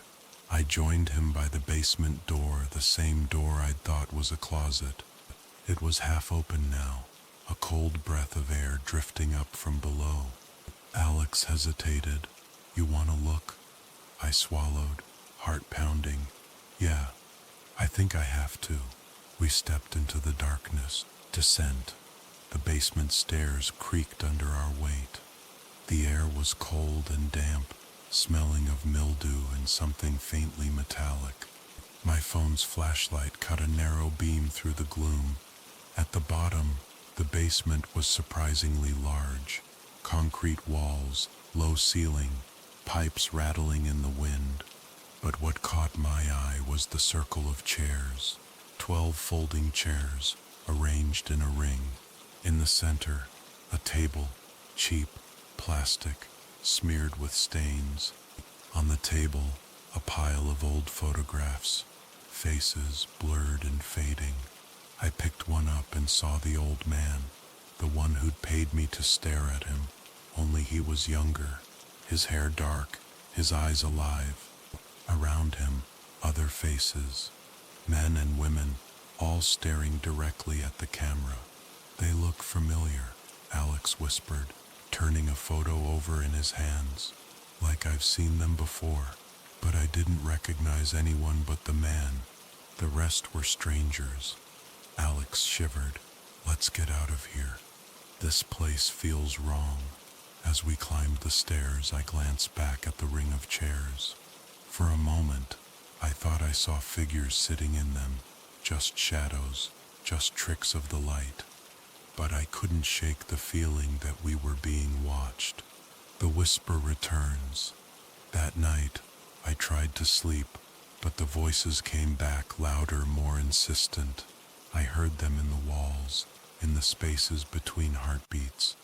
They spoke in English, but the words slipped away, meaning gone as soon as I reached for it. In my dreams, I was back in the house. The man sat across from me, older now, his face melting at the edges. The timer was gone. The voices circled around us, pressing in closer and closer. The man whispered, "Don't move, don't look away." But in the dream, I turned. Behind me, the crowd stood, faces smeared and eyeless, mouths open in silent screams. Their hands reached for me, cold and hungry. I woke up sweating, tangled in the sheets. Obsession deepens. I tried to research the house, the old man, the address. Nothing. No history. No owners listed in the city's records. No deaths. No sales. No stories. The neighborhood had always been quiet, the neighbors said. The house had always been empty, as far as anyone remembered. But I kept seeing the man, on the bus, in a crowd, reflected in a store window. Sometimes when I closed my eyes, I would see him sitting in the chair, staring back at me, silent tears streaming down his face. The money started to feel heavier. Sometimes when I opened my wallet, the bills looked different, older, stained, marked with numbers I didn't recognize, and always the timer ticking in my head, counting down to something I couldn't name. Alex's confession. One night, Alex called me, his voice hoarse and shaken. "I saw them," he whispered, "the crowd. I was walking past the house, and the windows were all lit up. I saw them sitting in a circle, just like in the basement, and they were staring at me." I tried to reassure him, but my words rang hollow. "They want you back," he said. "I think they want both of us." I didn't sleep that night.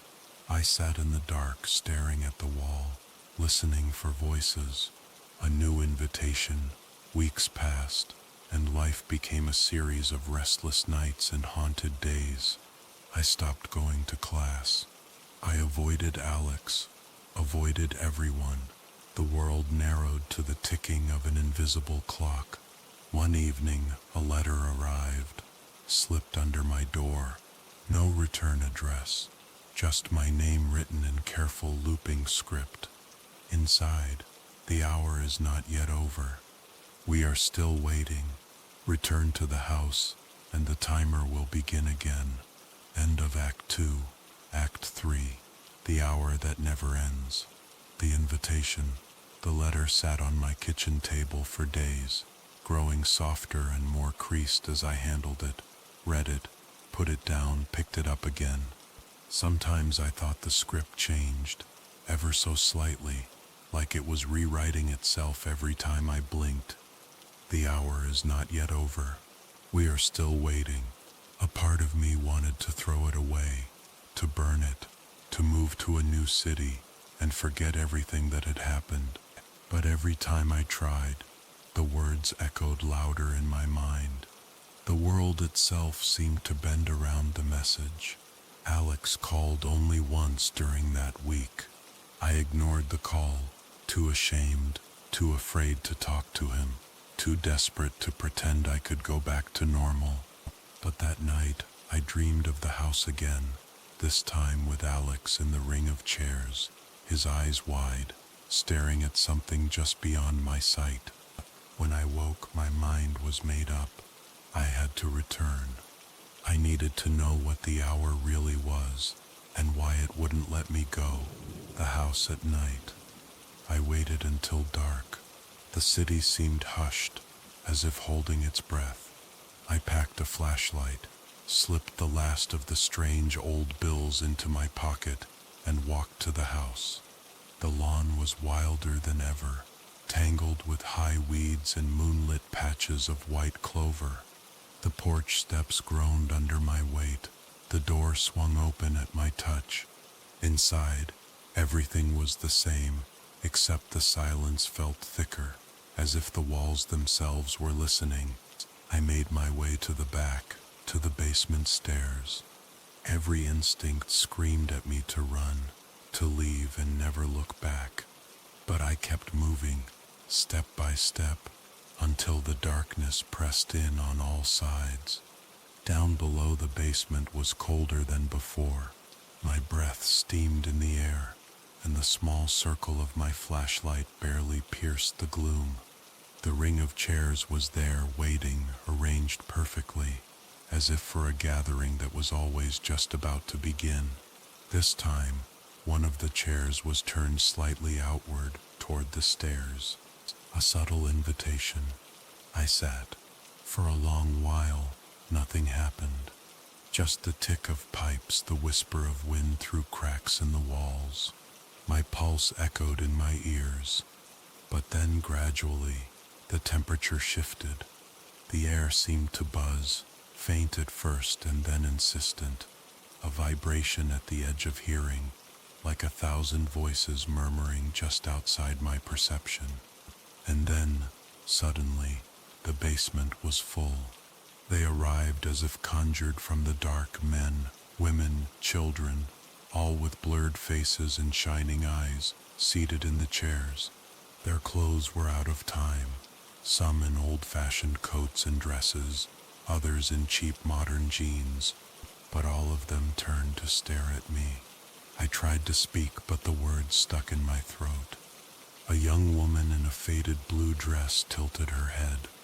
An older man, eyes sunken and sad, smiled gently. No one moved. No one spoke. It felt like being at the center of a clock whose hands had stopped. The hour restarts somewhere in the gloom. I heard the ticking. A timer, like the one from before. Only now it was everywhere, inside my skull, beneath my skin. The man from before appeared, seated across from me, his face sharp and clear for the first time. No longer crying, no longer afraid. He looked at me with something like relief. "You came back," he said softly. I tried to nod. This is the hour. It never ends.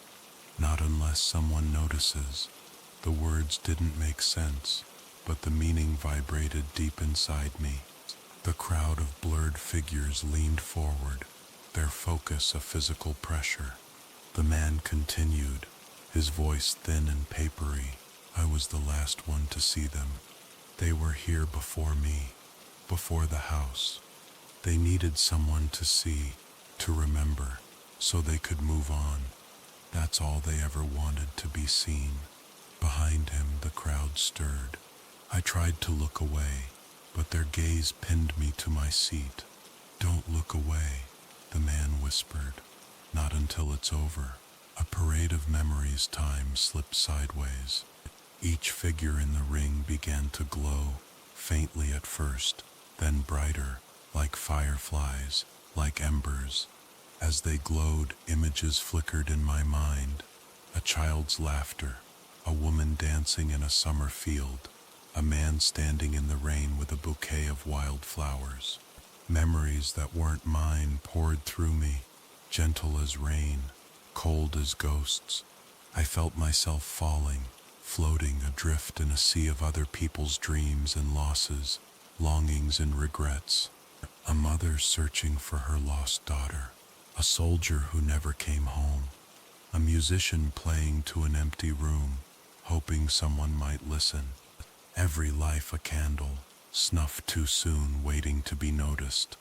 Alex's shadow. Somewhere in the rush, I saw Alex. He stood apart from the others, at the edge of the circle, looking lost and afraid. I called his name, but my voice made no sound. He reached for me, just as the crowd of figures pressed closer. Their hands brushed my shoulders, cool and weightless. You have to remember, Alex whispered. That's all they want. And then he was gone, swept away in the tide.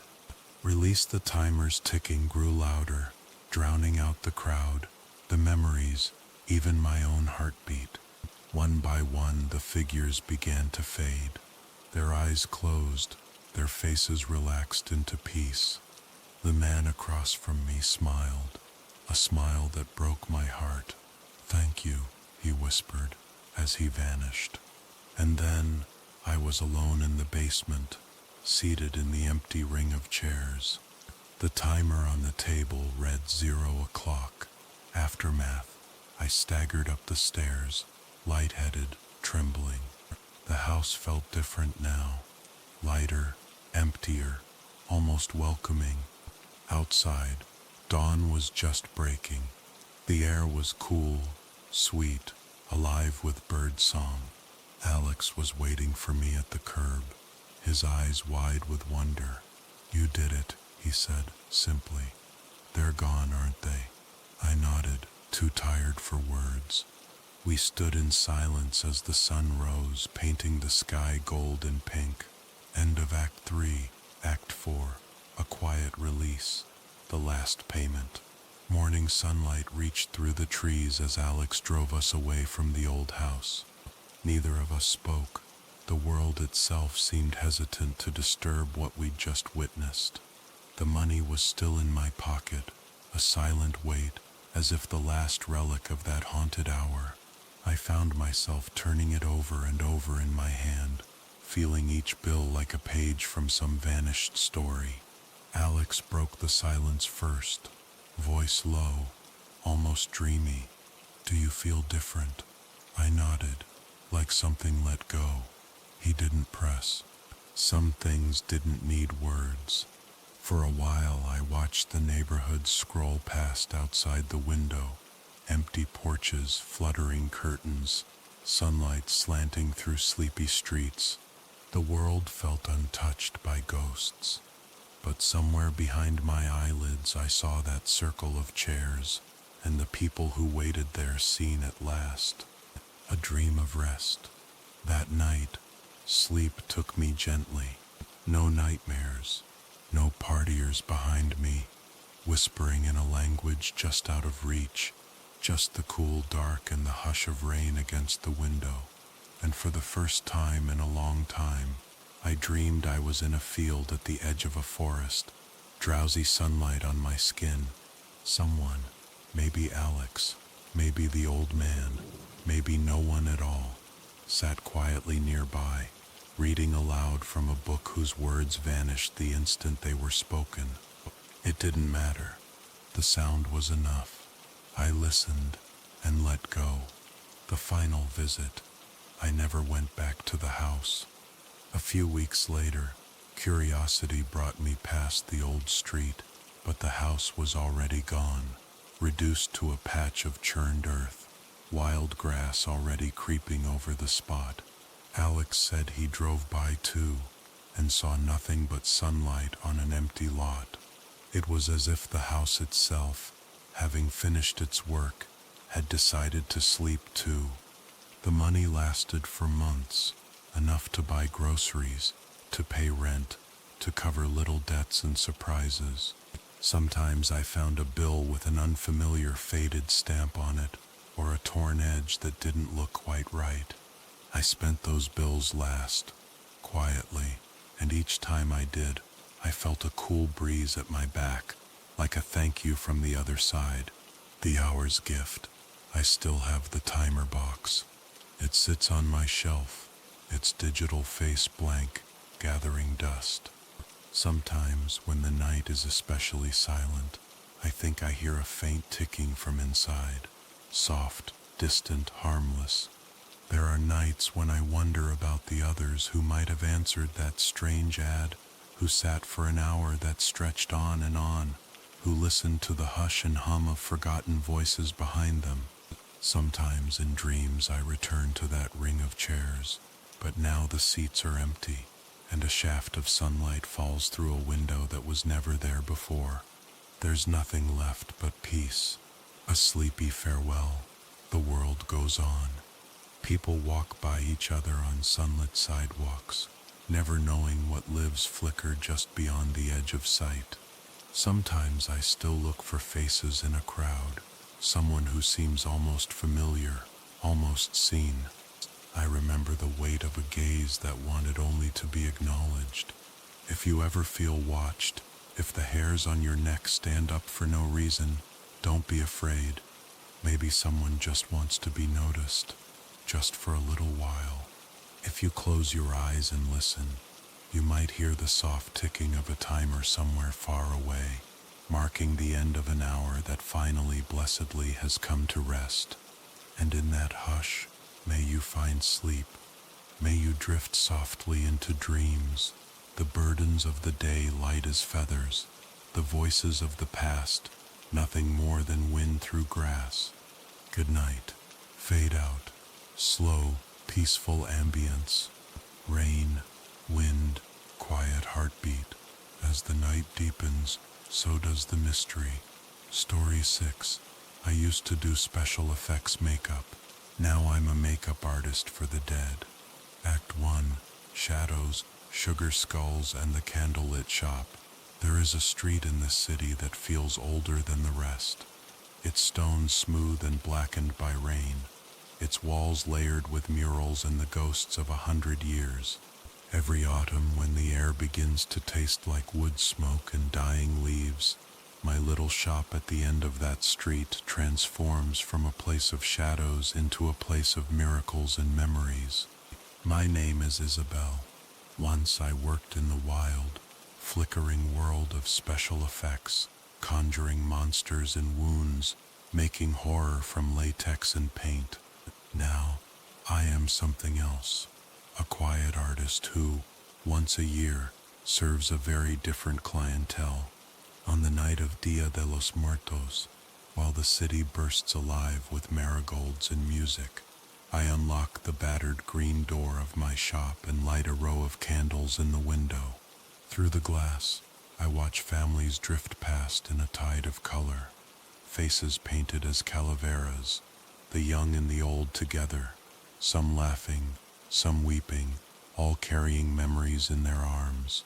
I hear guitars and laughter, the distant toll of bells, the gentle thunder of drums from the parade winding its way through the heart of the city.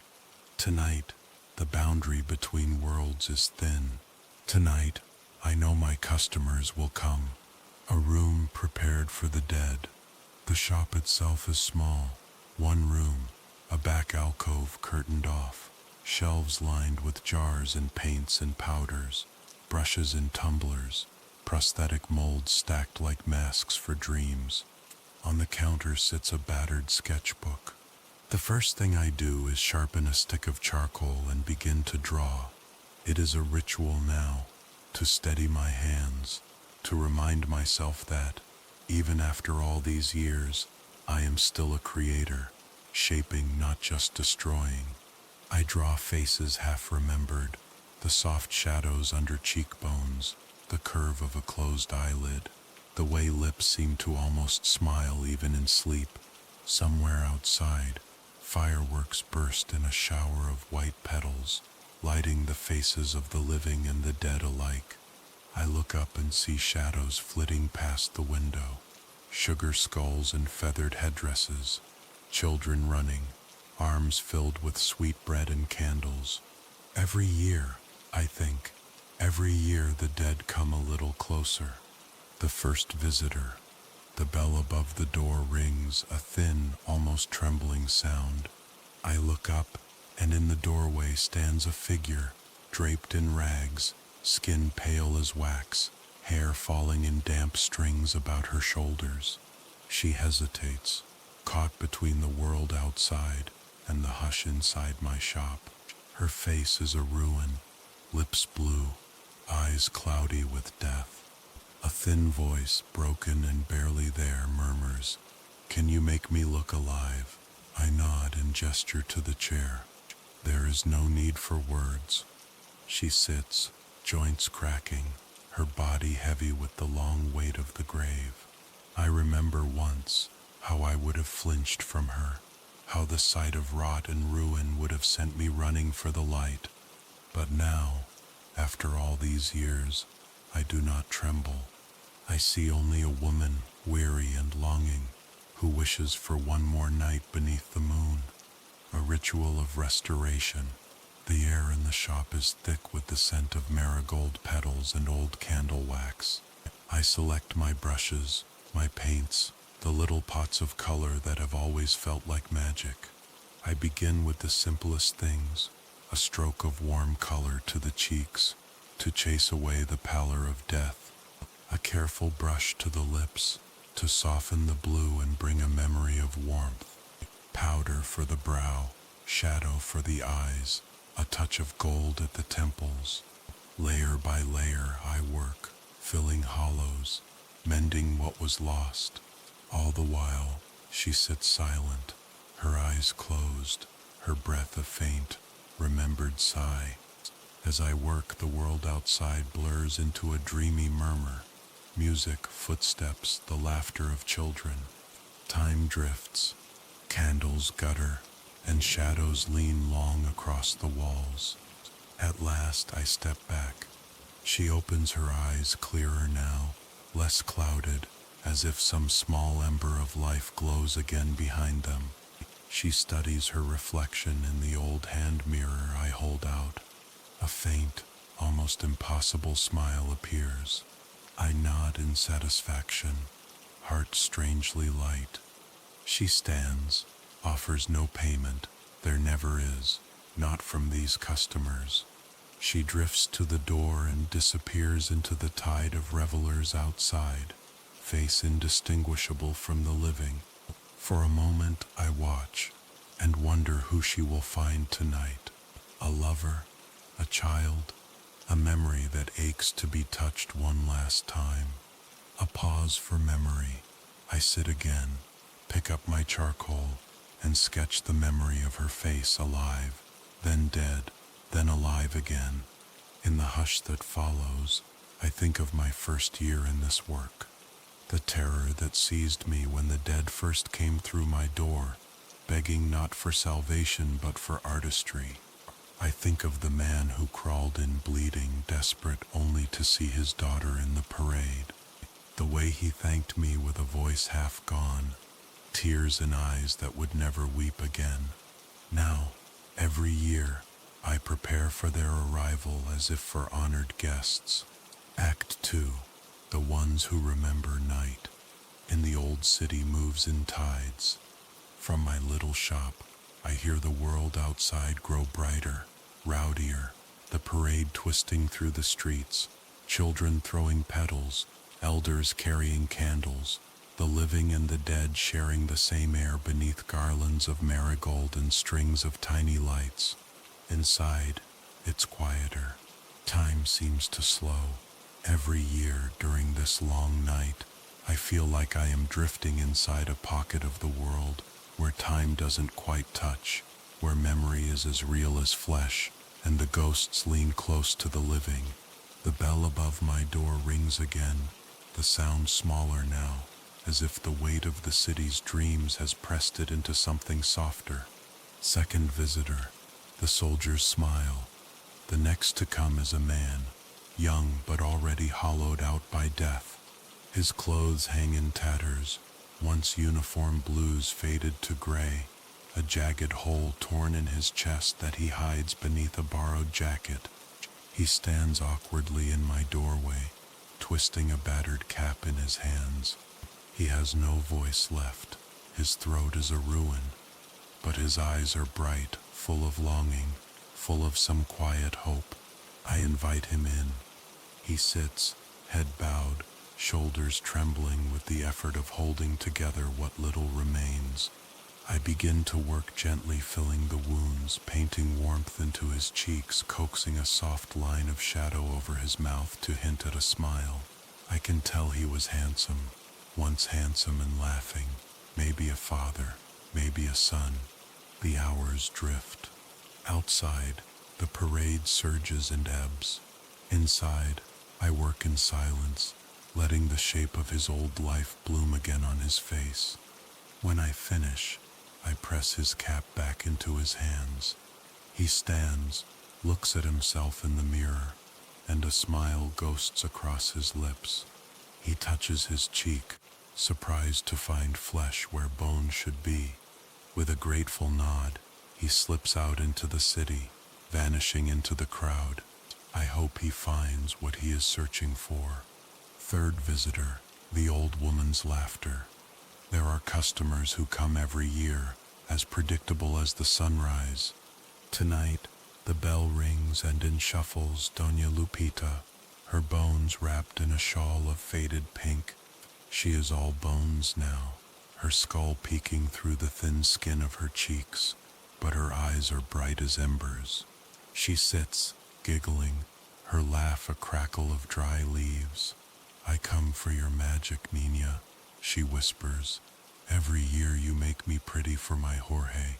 I want him to remember how I looked when I was 16. I grin. We both know the truth. Her Jorge would love her no matter how many years have slipped away, no matter how many bones show through. Still, I fetch my brightest colors, the softest brushes. I paint roses on her cheeks, curl her lips into a smile, dust a blush of youth onto her eyelids. All the while, she tells me stories of her first dance, of the night she met Jorge by the river under a shower of fireworks. When I finish, she looks at herself and laughs, clapping her bony hands together. "Ah, Nina, you are better than any bruja." She hugs me, a cold, fluttering embrace, light as a whisper, then totters off into the street, singing an old love song. I listen until her voice fades into the music outside. A pause for breath. I rest my hands, flexing sore fingers, feeling the ache of old work in my wrists. On nights like this, I do not eat, barely drink. I lose myself in the ritual, the steady work, the gentle resurrection of memory. Between clients I sketch, I draw their faces, not as they come to me, but as they leave, new and old at once, alive and not, carrying the soft magic of hope through the city. I think of how death changes us, and how love persists. Outside, fireworks bloom again, painting the sky gold. Fourth visitor, The drowned girl. She arrives just before midnight. She moves with the heaviness of water, her hair tangled with river weed, the hem of her white dress forever damp. She does not speak, but her eyes are huge, black as midnight, shining with longing. I wash her face gently. There is no need for words. I mend the blue pallor of her lips, brush warmth into her cheeks, untangle her hair. She closes her eyes, lost in memory. I wonder who she is searching for, who she hopes might see her tonight, recognize her face, call her by a name she has not heard in years. When I finish, she bows her head in gratitude and drifts out, leaving faint wet footprints on the wood. I watch her go, heart heavy, hoping she finds peace before the night is done. Midnight and memory. As the city bells toll midnight, I pause at the window. The parade outside is at its height, a riot of color and candlelight. But inside my little shop, the world is quiet. The air smells of wax and powder, roses and river mud, the ghost of old perfume. Tonight, I feel the nearness of things long lost. I remember my own loved ones, their laughter, their voices, the warmth of hands I will never touch again. I wait, breath held, knowing that soon, very soon, the visitor I dread and long for most will come. Act 3. The faces that wait for dawn. The night thins, like sugar spun into glass. I can feel the city outside beginning to slow, to hush, as the last of the fireworks burn themselves out. Inside my little shop the darkness deepens, a gentle velvet, not the terror-filled shadows of horror stories, but the quiet kind that feels like memory. I listen to the echoes of all the voices that have filled this room, laughter, tears, whispered thanks, and the stories of the newly living dead. I rest for a moment, letting the gentle hum of the world outside drift in through the thin window panes. A child's shadow at the door. The bell tinkles, a faint musical sound, more delicate than before. I look up and see a small boy standing uncertainly in the doorway. His shirt is too big for him and his shoes are untied. His face is pale, round with the softness of youth, and streaked with dirt. He clings to a stuffed rabbit, missing one ear. His eyes are wide and solemn, and he does not speak. I kneel before him, meeting his gaze on the level of a child. His small hands tremble as he clutches the toy. "Do you want to look nice for someone?" I ask softly. He nods, eyes filling with tears. I fetch the smallest brush, the gentlest color. I wipe his face with care, comb his hair, rub a bit of pink onto his cheeks so he looks as if he's just come in from the cold. I stitch a button onto the rabbit's empty eye. When I finish, I lift him so he can see himself in the mirror. He stares, as if he is surprised to find himself still there, still a child, still belonging in the world. He hugs me tightly, the way only the very young can. I hold him until he slips from my arms and wanders out, vanishing into the tapestry of the night. The man who didn't want to leave. The bell rings again, softer, almost hesitant. This time it is a middle-aged man, thin and bent, his suit threadbare, his tie askew. He lingers by the door, eyes darting about the shop as if he is searching for an excuse to leave. "Please," I say, "you're welcome here." He sits, and his hands twist together in his lap. He tells me in a voice that cracks that he is afraid to go outside, that he's not sure what is waiting for him there. "I made mistakes," he says. "I never got to say I was sorry." I nod, understanding more than he knows. I work slowly, smoothing the tension from his brow, brushing the sadness from his cheeks. I give him back the softness of hope, the suggestion that forgiveness is possible even now. When I finish, he stands, hesitates at the threshold, and then steps out into the night, his shoulders straighter, his eyes a little brighter, ready to face whatever waits. The parade thins. The parade outside is growing thin now.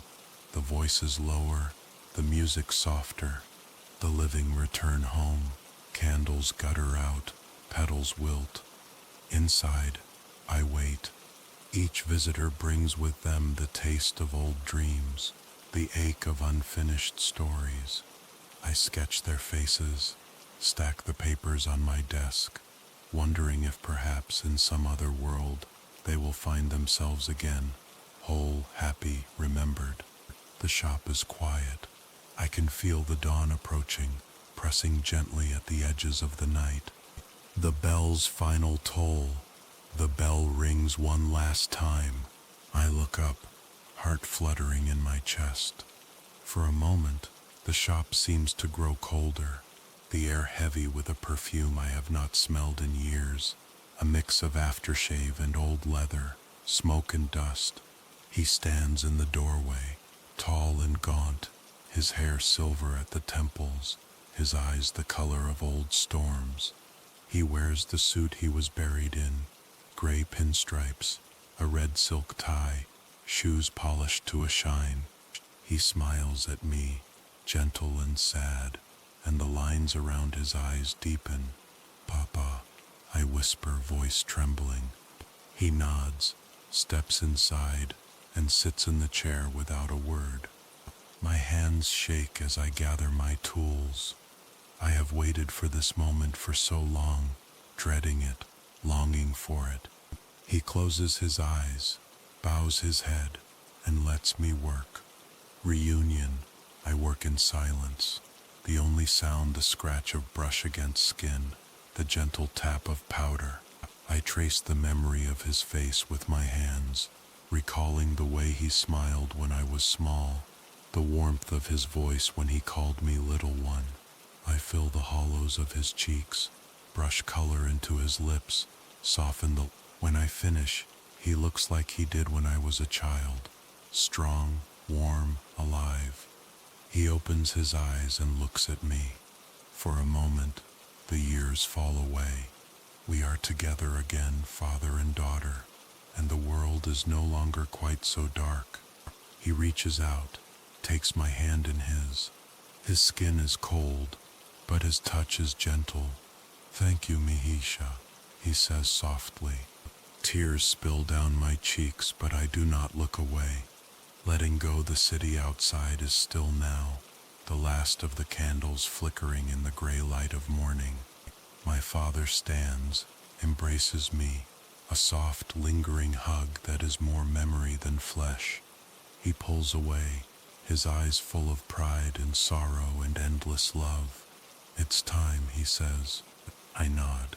He walks to the door, pauses, and looks back one last time. "Live," he whispers, and then he is gone. Dawn, I sit alone in the quiet shop, the first rays of morning sliding through the dusty windows. I breathe in the fading scent of candles and roses and old perfume. I gather my sketches, stack them neatly, and open the door to let in the morning air. Outside, the city is washed clean by the night.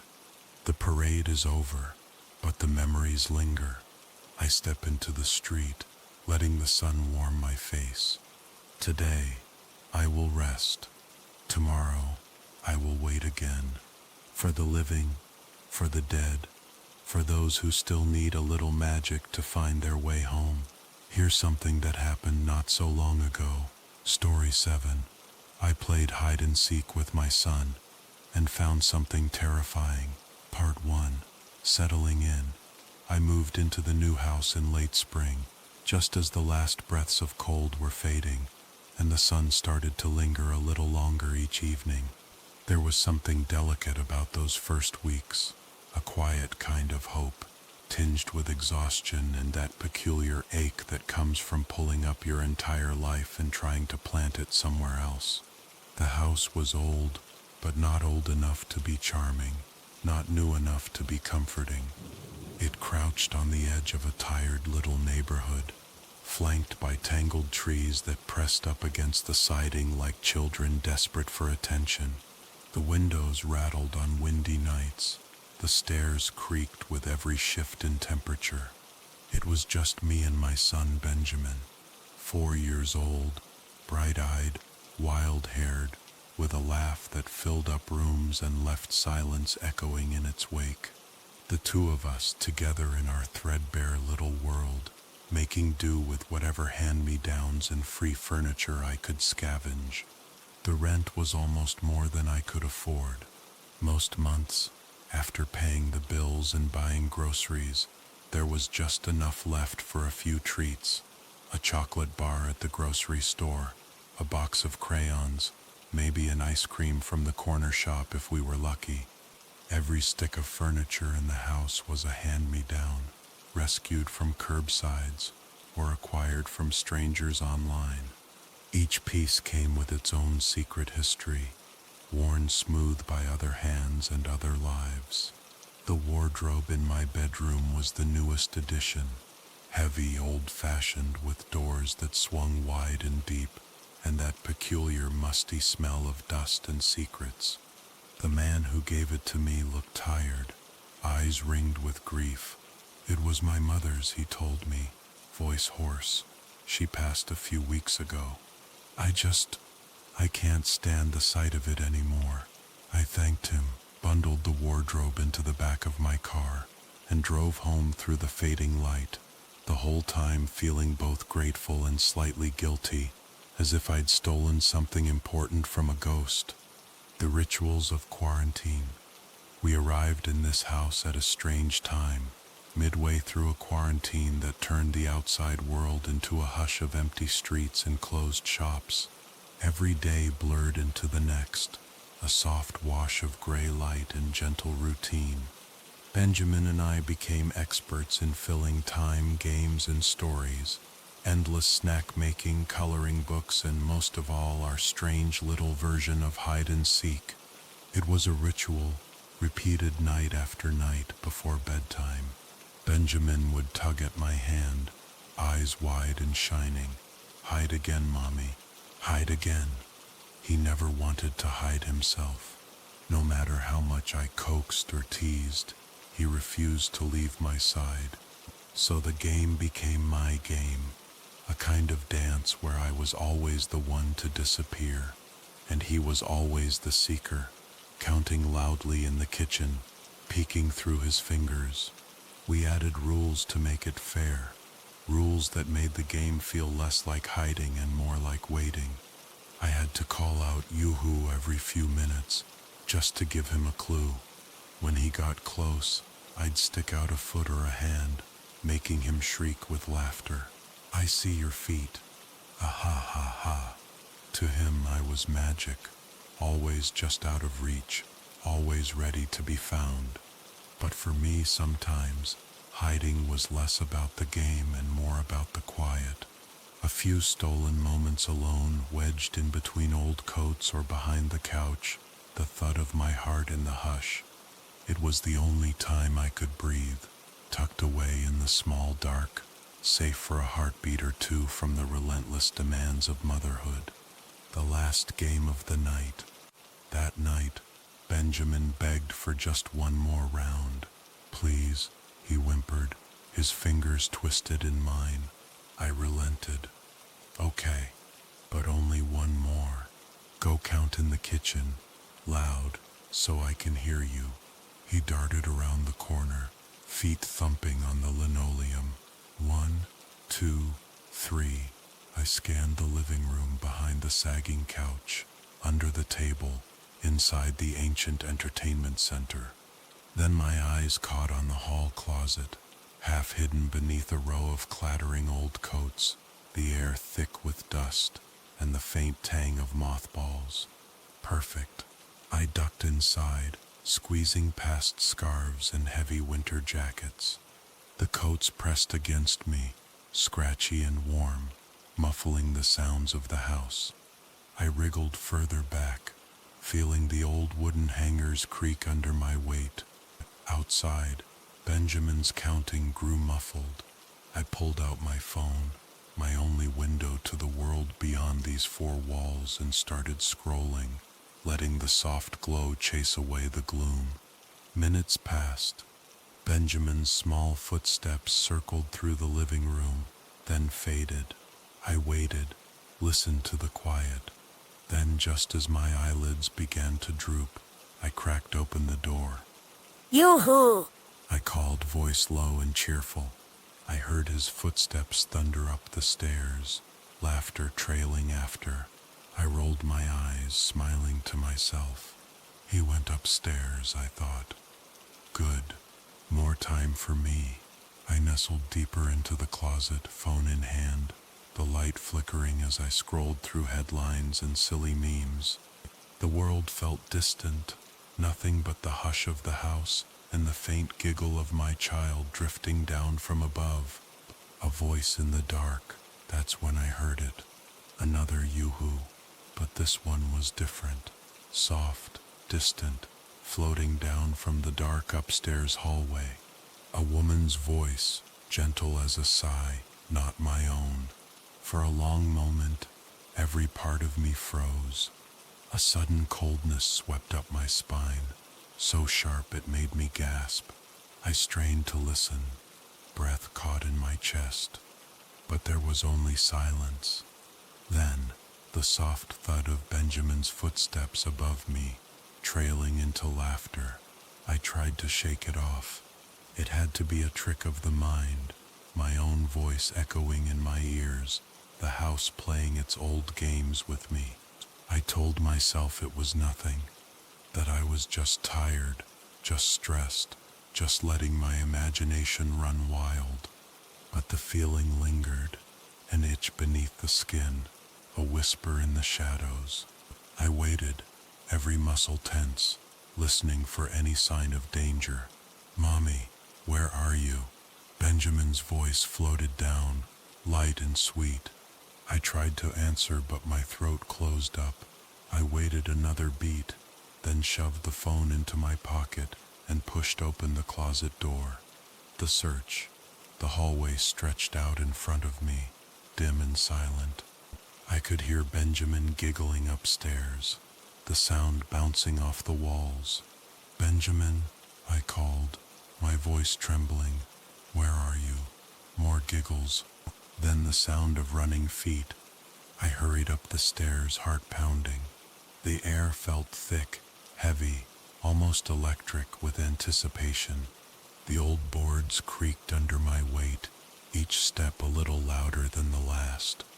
At the top of the landing, Benjamin's bedroom door stood ajar. I pushed it open, breath held tight in my chest.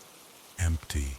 His rocket bed sat in the corner, the comforter twisted into a pile.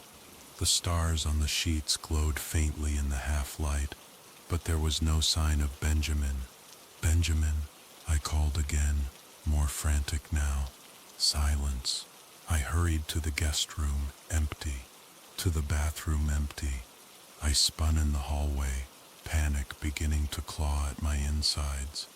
Then I heard it, a tiny voice, muffled and scared. "Mommy? Mommy?" I turned. The bathroom door cracked open just a sliver, and a single blue eye peered out. I ran, fell to my knees, and scooped him up in my arms. He clung to me, shaking, his face pressed into my shoulder. The feet in the shadows. I stood, hoisting him onto my hip, and started out of the bathroom. But Benjamin wasn't looking at me. His eyes were locked on something over my shoulder, wide with fear. I turned, following his gaze.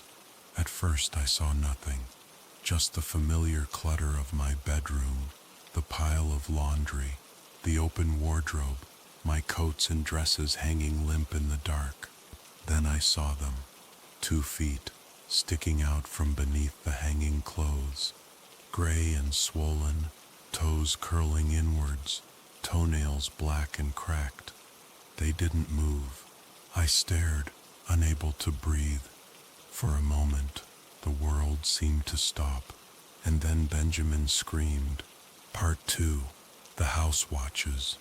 Benjamin's scream tore through the hush of the house, bouncing down the walls and shattering the quiet with a raw animal fear that I'd never heard from him before. It was the kind of sound you only hear from children when the world suddenly tips over and nothing is safe. He clung to me, small arms strangling my neck, breath hot against my cheek. I could feel the wild thud of his heart, a panicked drumbeat echoing my own. But I couldn't look away from those feet. They poked out just past the edge of the wardrobe's shadow, wrong in every way, a shade too gray, a shape too swollen, the toes twisted and lifeless. My mind wanted so badly to make sense of them. Maybe it was a trick of the light, a pile of boots, a shadow thrown by the lamp. But deep down, some old animal part of me knew this was no shadow, no discarded shoe, no part of the ordinary world. I backed slowly toward the door, holding Benjamin tight, the air so heavy it was like trying to breathe underwater. The feet didn't move, but I thought I saw just for a moment a faint shimmer, as if the air around them was thicker, swirling with something unseen. My hands were shaking as I whispered, "Shh, it's okay. Mommy's here. Hold on, sweetheart.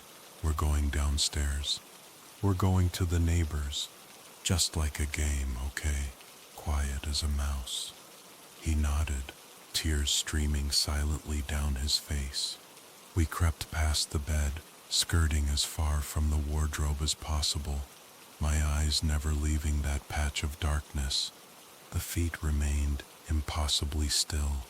The hallway seemed to stretch and twist as we hurried down the stairs, each step creaking louder than the last. I could feel something behind me, like the house itself was breathing, watching every move. When we reached the bottom, I fumbled with the front door. My hands wouldn't work. The lock stuck, the old wood swelling in the frame. I could almost hear footsteps overhead, slow, measured, as if someone or something was following us. At last the door yawned open, and I stumbled out onto the porch, blinking in the pale street light. The night was cool, the air sharp with the scent of rain on pavement and distant cut grass. My neighbor's house glowed warm and golden across the way. I sprinted, Benjamin still clutching me, and pounded on their door. The unraveling quiet inside my neighbor's living room. Everything felt too bright and too loud. The television blared cartoons. The kitchen smelled of butter and sugar cookies. Benjamin and I huddled on the couch, trembling and pale. My neighbor, Mrs. Emery, kept asking what happened, but I could barely speak. I just shook my head, whispering something about a break-in, about seeing feet under the wardrobe. "Are you sure?" she pressed gently, her brow creasing with concern. "You didn't see anyone come in? Did you call the police?" I nodded. My voice wouldn't work. I felt so far away, floating outside my own body, watching the scene play out as if it was happening to someone else. Benjamin wouldn't let go of me. He buried his face in my shirt, breath hitching in little sobs. I called the police. I told them what I saw, or tried to. It sounded ridiculous, like a nightmare I'd half remembered, like a story told by a child. But they came, and they searched the house. Every room, every closet, every corner. They found nothing. No sign of forced entry. No footprints. No sign that anyone had been there at all, except for the trembling pile of laundry on my bedroom floor and the wardrobe, doors yawning open. The officers were kind. They offered to check back, to drive by the house a few extra times. But when they left, I saw the look they exchanged, a quick, worried glance, the kind you give someone who is teetering at the edge. I didn't blame them. I could barely trust myself. Nights away from home, I stayed at Mrs. Emery's house that night and the night after. Benjamin slept in her spare bedroom, snuggled beneath quilts that smelled of lavender and old books. I lay awake on her couch, the world narrowed to the glow of a street lamp outside the window and the soft, steady breath of my son in the next room. Every time I closed my eyes, I saw them, the feet, gray and waterlogged, poking from the shadows. The wardrobe looming at the edge of the room, its doors open like a gaping mouth. At dawn, I sat in the kitchen, nursing a cup of cold coffee, listening to the city wake.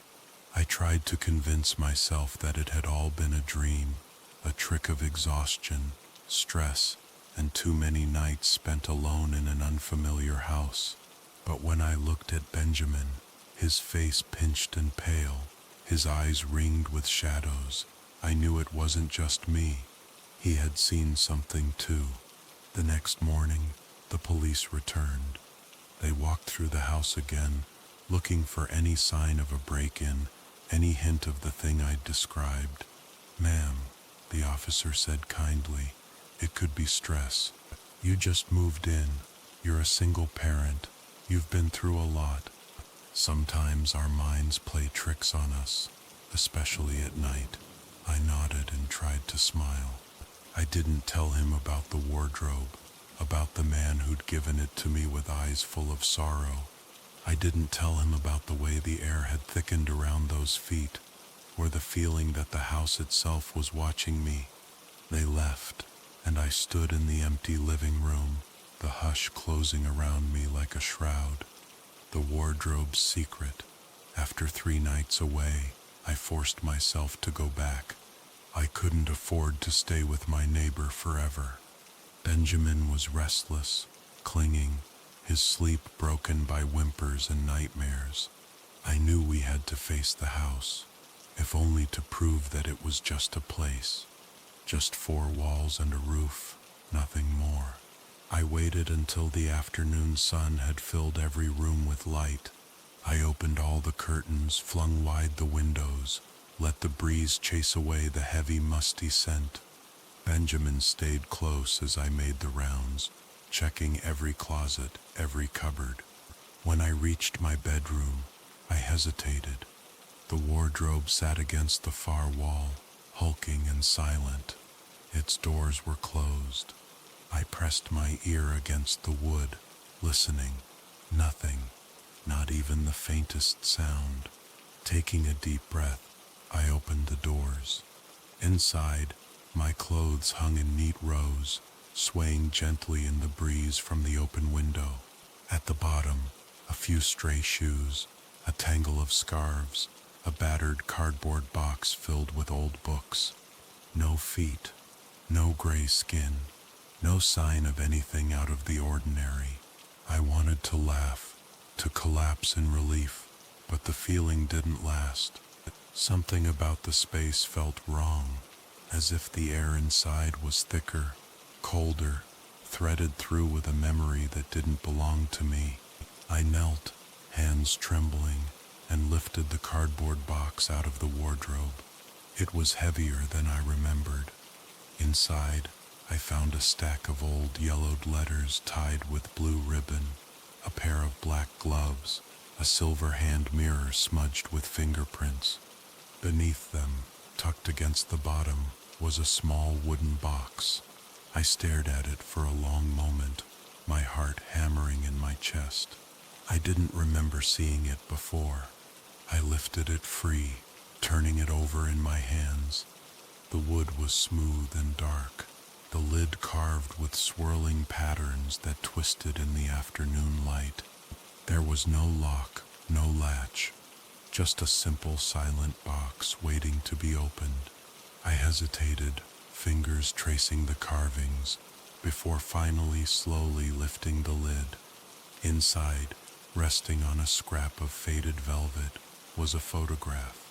It showed a woman, her face gaunt and tired, her eyes hollow, her mouth twisted in a sad, uncertain smile. She wore a long, old-fashioned dress, her hands folded in her lap.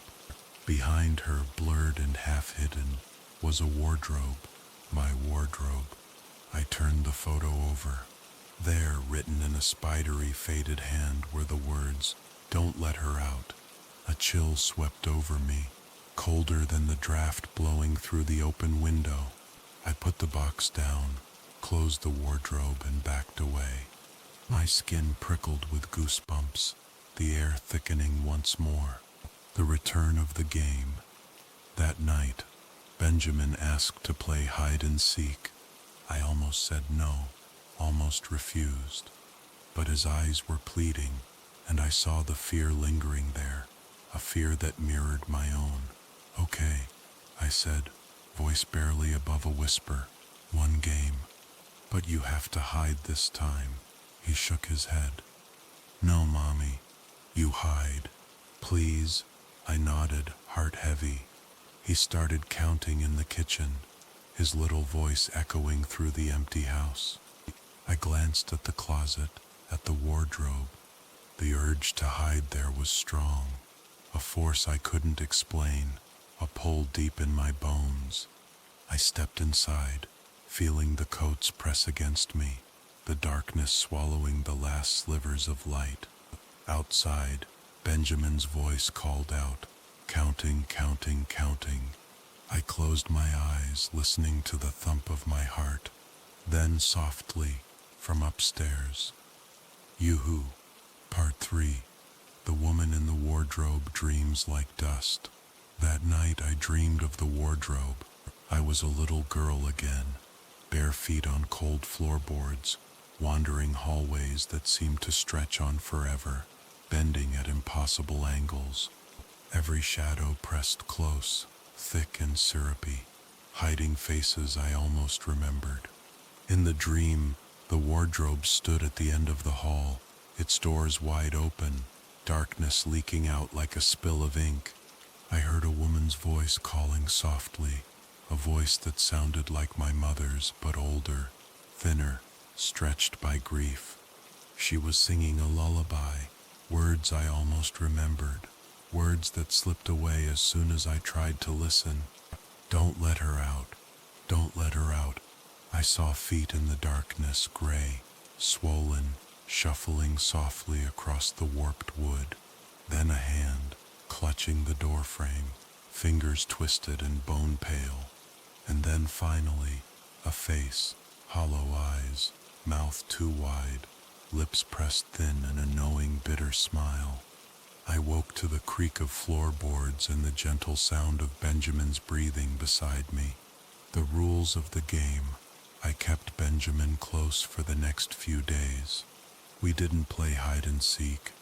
Instead, we read books in the living room, built forts out of pillows, watched cartoons until the sun dipped low behind the houses across the street.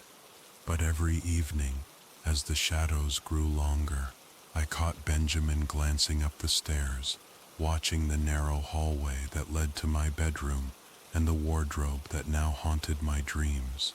"Mommy, why does the lady in the picture look sad?" he asked one evening as I was making dinner. I nearly dropped the spoon. "What lady?" "The one in the picture you found. The one in the box. She looks sad. I heard her crying last night." His voice was quiet, matter of fact, as if he were talking about the weather. "Benjamin," I whispered, "did you see her in your dreams?" He nodded, then shrugged. "She was singing. She said she wants to come out now." I felt something cold curl in my chest. "Benjamin, if you ever see her again, you run. Okay? You run to me, no matter what." He nodded but didn't look convinced. That night, as I was tucking him in, he clung to my arm. "Will you stay with me?" he whispered. "Don't go upstairs tonight. Don't go near the wardrobe." "I promise," I said, and lay down beside him. The house settled around us, breathing, creaking, humming softly with the secrets it kept. Footsteps in the hall. At midnight, I woke to the sound of footsteps. Not Benjamin's light, scampering steps, but something slower, deliberate, heavy, dragging along the hallway above us. I held my breath, listening. The old house groaned, wood flexing under weight. Benjamin whimpered beside me. "She's looking for you," he whispered in his sleep, voice trembling. "She wants to play hide and seek again." I slipped out of bed, every muscle tensed, heart pounding. I crept into the hallway, the house looming around me like a patient animal. The footsteps stopped. I crept up the stairs, each step groaning under my weight. At the top, the hall stretched long and empty, the shadows huddling at the far end. My bedroom door was ajar, a thin line of darkness waiting inside. I crept forward, cold sweat prickling my skin. The wardrobe stood open just as I'd left it, but the air around it felt dense and electric, a low hum, a pressure in my skull. And then, soft as a sigh, I heard it. "Yoo-hoo." A childish giggle echoed from inside the wardrobe. Not Benjamin's laugh, higher, sharper, tinged with a cruel delight. A pale hand curled around the edge of the door, fingers like candle wax, nails black and splintered. For a moment, I couldn't move. I just stood there, breath frozen, as the hand retreated back into the wardrobe and the door slowly, silently swung shut. A history in shadows. The next morning, I called the man who'd given me the wardrobe. He answered on the first ring. His voice was thin and shaking, full of unshed tears. "I need to ask you about the wardrobe," I said, voice trembling. He was silent for a long time. Finally, he whispered, "You saw her, didn't you?" I don't know what I saw. My son and I, we keep hearing things, seeing things. There was a picture in the box." He interrupted, his voice harsh. "You found the box?" "Yes," a shaky breath on the other end. "My mother was never the same after she bought that thing. She said it was an heirloom, but nobody in our family remembers it.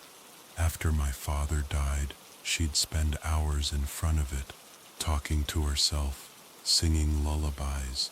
Sometimes at night, I'd wake up and find her standing inside the wardrobe, just standing there, not moving, not breathing. When she died, I got rid of it as fast as I could. I thought maybe that would be the end of it." He paused, voice cracking. "It's not just a piece of furniture. You have to get rid of it. Burn it, if you can. Burn it." My voice was barely a whisper. "Don't let her out," he said, voice so soft I almost missed it. "That's what she wrote, after she locked herself in there the last time. Don't let her out." He hung up, leaving me clutching the phone in the hush of my empty kitchen, the weight of 100 nightmares pressing down on me. The invitation that afternoon, as rain pattered at the windows, Benjamin came to me holding an old wooden top he'd found in the wardrobe.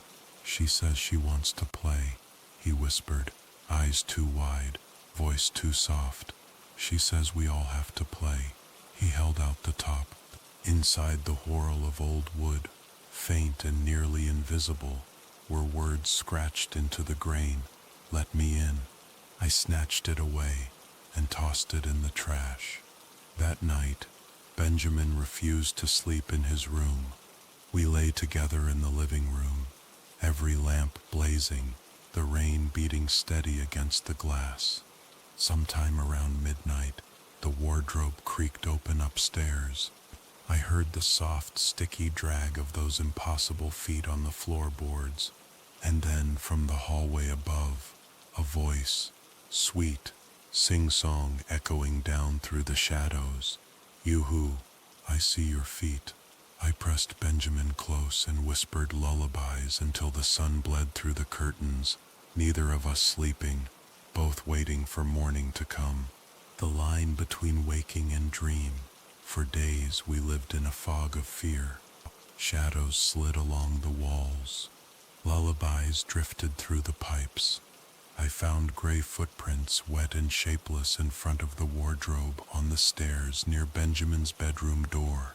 I tried to move the wardrobe, to drag it out of the house, but it wouldn't budge, heavier than it had any right to be. I tried to break it apart, but every tool bent or snapped, the wood cold and unyielding.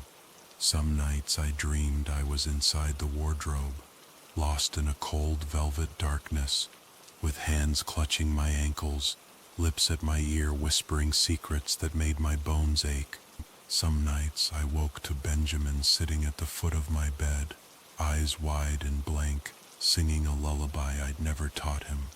The house was changing, every window warped in its frame, every shadow grew deeper. Sometimes when I looked at the mirrors, I saw her standing behind me, a woman with hollow eyes and a mouth twisted in a bitter, broken smile. A whispered warning on the seventh night. Benjamin spoke to me as I tucked him in. "Mommy, she says we're the best at hide and seek. She says soon it'll be our turn to hide in the wardrobe." My heart stopped. "Benjamin, if you ever see her, you run. You run to me. Promise me." He nodded, solemn, but I could see the shadow moving in his eyes, a piece of her creeping in. That night, I didn't sleep. I sat at the bottom of the stairs, watching the darkness gather at the top, listening for the soft, sticky tread of swollen gray feet. And as the clock struck 3, I heard the wardrobe creak open. A voice, no longer playful but cold and old and hollow, drifted down to me. "Ready or not, here I come." Final act. The game ends. The door opens. Night falls like a curtain. I sat at the bottom of the stairs, every light in the house burning, the world outside slicked with rain and shadows. The old house seemed to press in, wood and stone swelling with a damp, secret life. In the kitchen, the fridge hummed softly, an absurd reminder of the ordinary world I used to know. Upstairs, the wardrobe waited, its doors closed, its darkness seeping through the cracks. "Ready or not, here I come." The voice had faded, but its echo lingered in my bones, vibrating somewhere deep and old, a note that didn't belong in the music of our home. I held Benjamin close, feeling his heartbeat, the soft rise and fall of his chest. He'd fallen asleep, finally, after hours of whispering lullabies and promises I wasn't sure I could keep. I watched the shadows move across the ceiling, trying to convince myself that dawn was coming, that the rain would stop, that we were safe. But in the hour before sunrise, I heard the wardrobe open again. The sound was gentle, just a click of the old brass latch, a sigh as the door swung outward, slow and reluctant. The house seemed to hold its breath. I stood, leaving Benjamin wrapped in blankets on the couch, and climbed the stairs. Every step felt heavy, my body thick with fear and exhaustion. I didn't bring a weapon. I didn't think it would matter. At the top of the stairs, the hallway yawned, dark and endless. My bedroom door was open, and from inside I saw the faintest flicker of light, a shimmer like candle flame leaking from the crack at the base of the wardrobe door. I paused outside the room, heart beating like a desperate fist. Then, from inside, I heard a voice, my own voice. "Yoo-hoo, hide and seek." Again I crept into the room, every muscle trembling. The wardrobe stood open now, doors flung wide, darkness pouring out in a slow, syrupy tide. I smelled old perfume and rot, and something sweet like candy gone sour. And there, inside, stood the woman. She was taller than I remembered. Her hair hung in wet, tangled ropes, and her skin glimmered gray and thin as wax. Her eyes were wide and shining, endless black holes that drew the light from the room. Her mouth smiled, stretched too wide, showing teeth too sharp. She wore my old nightgown, the one I thought I'd thrown away when we moved in. She beckoned me with one crooked finger. Let me in. For a moment I stood frozen, her gaze locked on mine, and in it I saw 100 memories that weren't mine. Other mothers, other children, other games played in other houses, other lives stolen away by a woman who waited patiently in dark closets, beneath beds, inside old wardrobes. I felt myself slipping, as if my mind were being drawn out through my eyes and poured into her. But then, behind me, I heard Benjamin's voice, a thin, scared little whisper. "Mommy, where are you?" Something snapped. My body broke free, and I turned to see him standing in the doorway, clutching his blanket, his eyes huge and dark with fear. The woman in the wardrobe leaned forward, her mouth opening wider, wider, the darkness inside stretching out toward my son. "No," I screamed, lunging between them. For a moment, everything stopped. The air, the world, the rain outside, the house itself. Then the wardrobe slammed shut, hard enough to rattle the window glass, trapping the woman's scream inside. Benjamin screamed too, his small body trembling in my arms. We ran from the room, down the stairs, out the front door, into the gray morning light. The rain had stopped and the world outside seemed clean and empty, as if nothing had ever happened. But I knew better. A story in the dust. We went to stay with my sister, 2 towns over. She didn't ask why we arrived before dawn, or why I refused to bring any of our things with us, not even our clothes, not even Benjamin's favorite toys. I told her the house was bad, that something was wrong with it. She believed me. The landlord called the next week to ask when we'd be moving our stuff out. I told him to burn the wardrobe, to burn it and bury the ashes, to never let anyone else bring it into their home. He laughed, said it sounded like a ghost story. That night, I dreamed of the wardrobe again. I saw the old woman, my face and 100 other faces shifting and flickering over hers. She smiled, wide and hungry. Ready or not, here I come. I woke with Benjamin's arms around my neck, and for a moment I couldn't remember who I was, or where I was, or if I'd ever really left that house. The end, or something like it. Months passed.